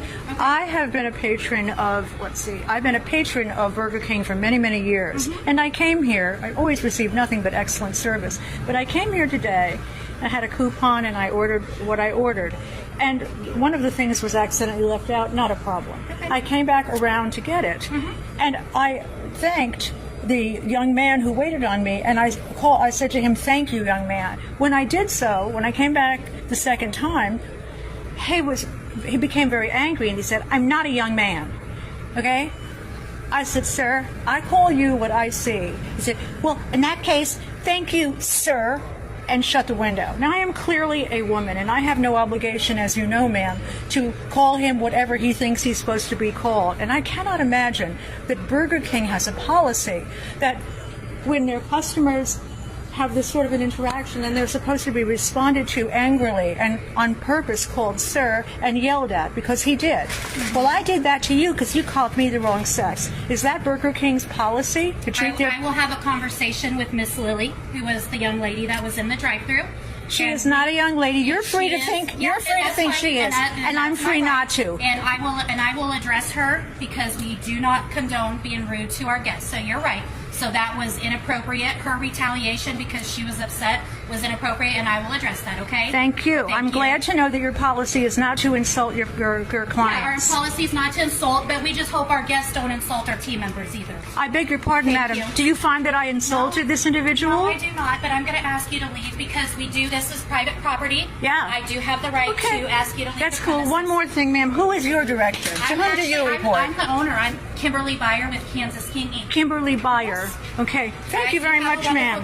Thank you. Multiple restaurants in New York City have found a way around paying the minimum wage by hiring virtual cashiers from the Philippines via Zoom calls. What do I do to order food? Yes, we have a window in front of you. Okay, over there. Yeah. Yeah. And where are you located right now? Can I ask you? I think that Philippines. You're in the Philippines. What do you recommend? We have N4, the N4. The N4. The Italian on regular and the British for the regular. Okay. Do people usually tip you? Sometimes. Sometimes? Yeah? Oh, not every time?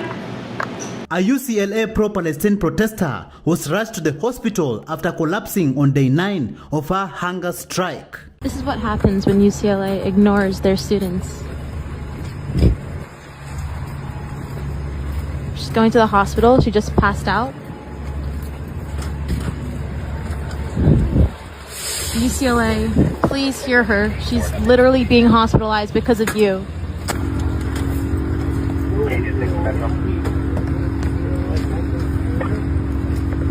This is on you, UCLA.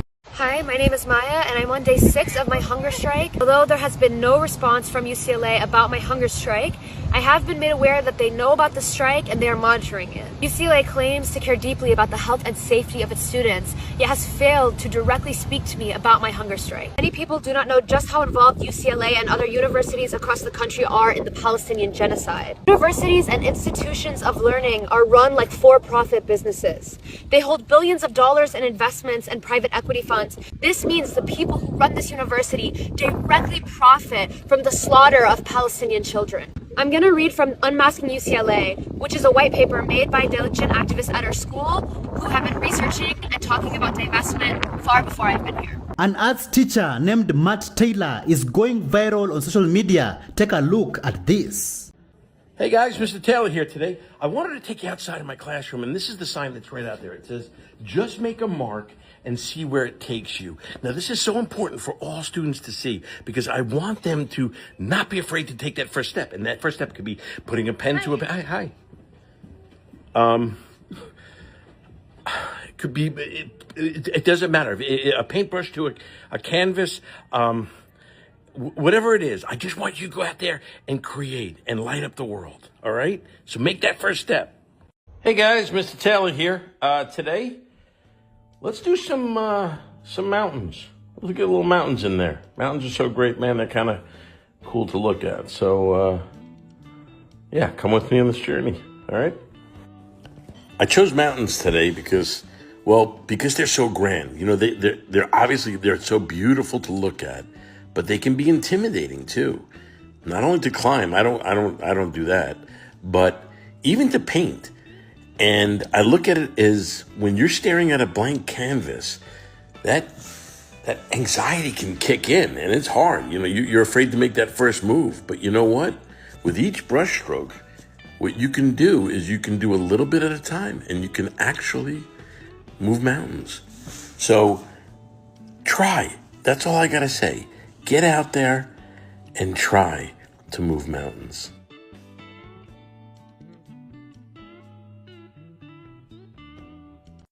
Hey guys, Mr. Taylor here. Today is, well, it's kind of a rainy day, so let's draw something beautiful. What do you say with some pastels? We'll make it look nice. Come along with me on this journey. Come on. They say beauty is in the eye of the beholder. I'm not sure I agree.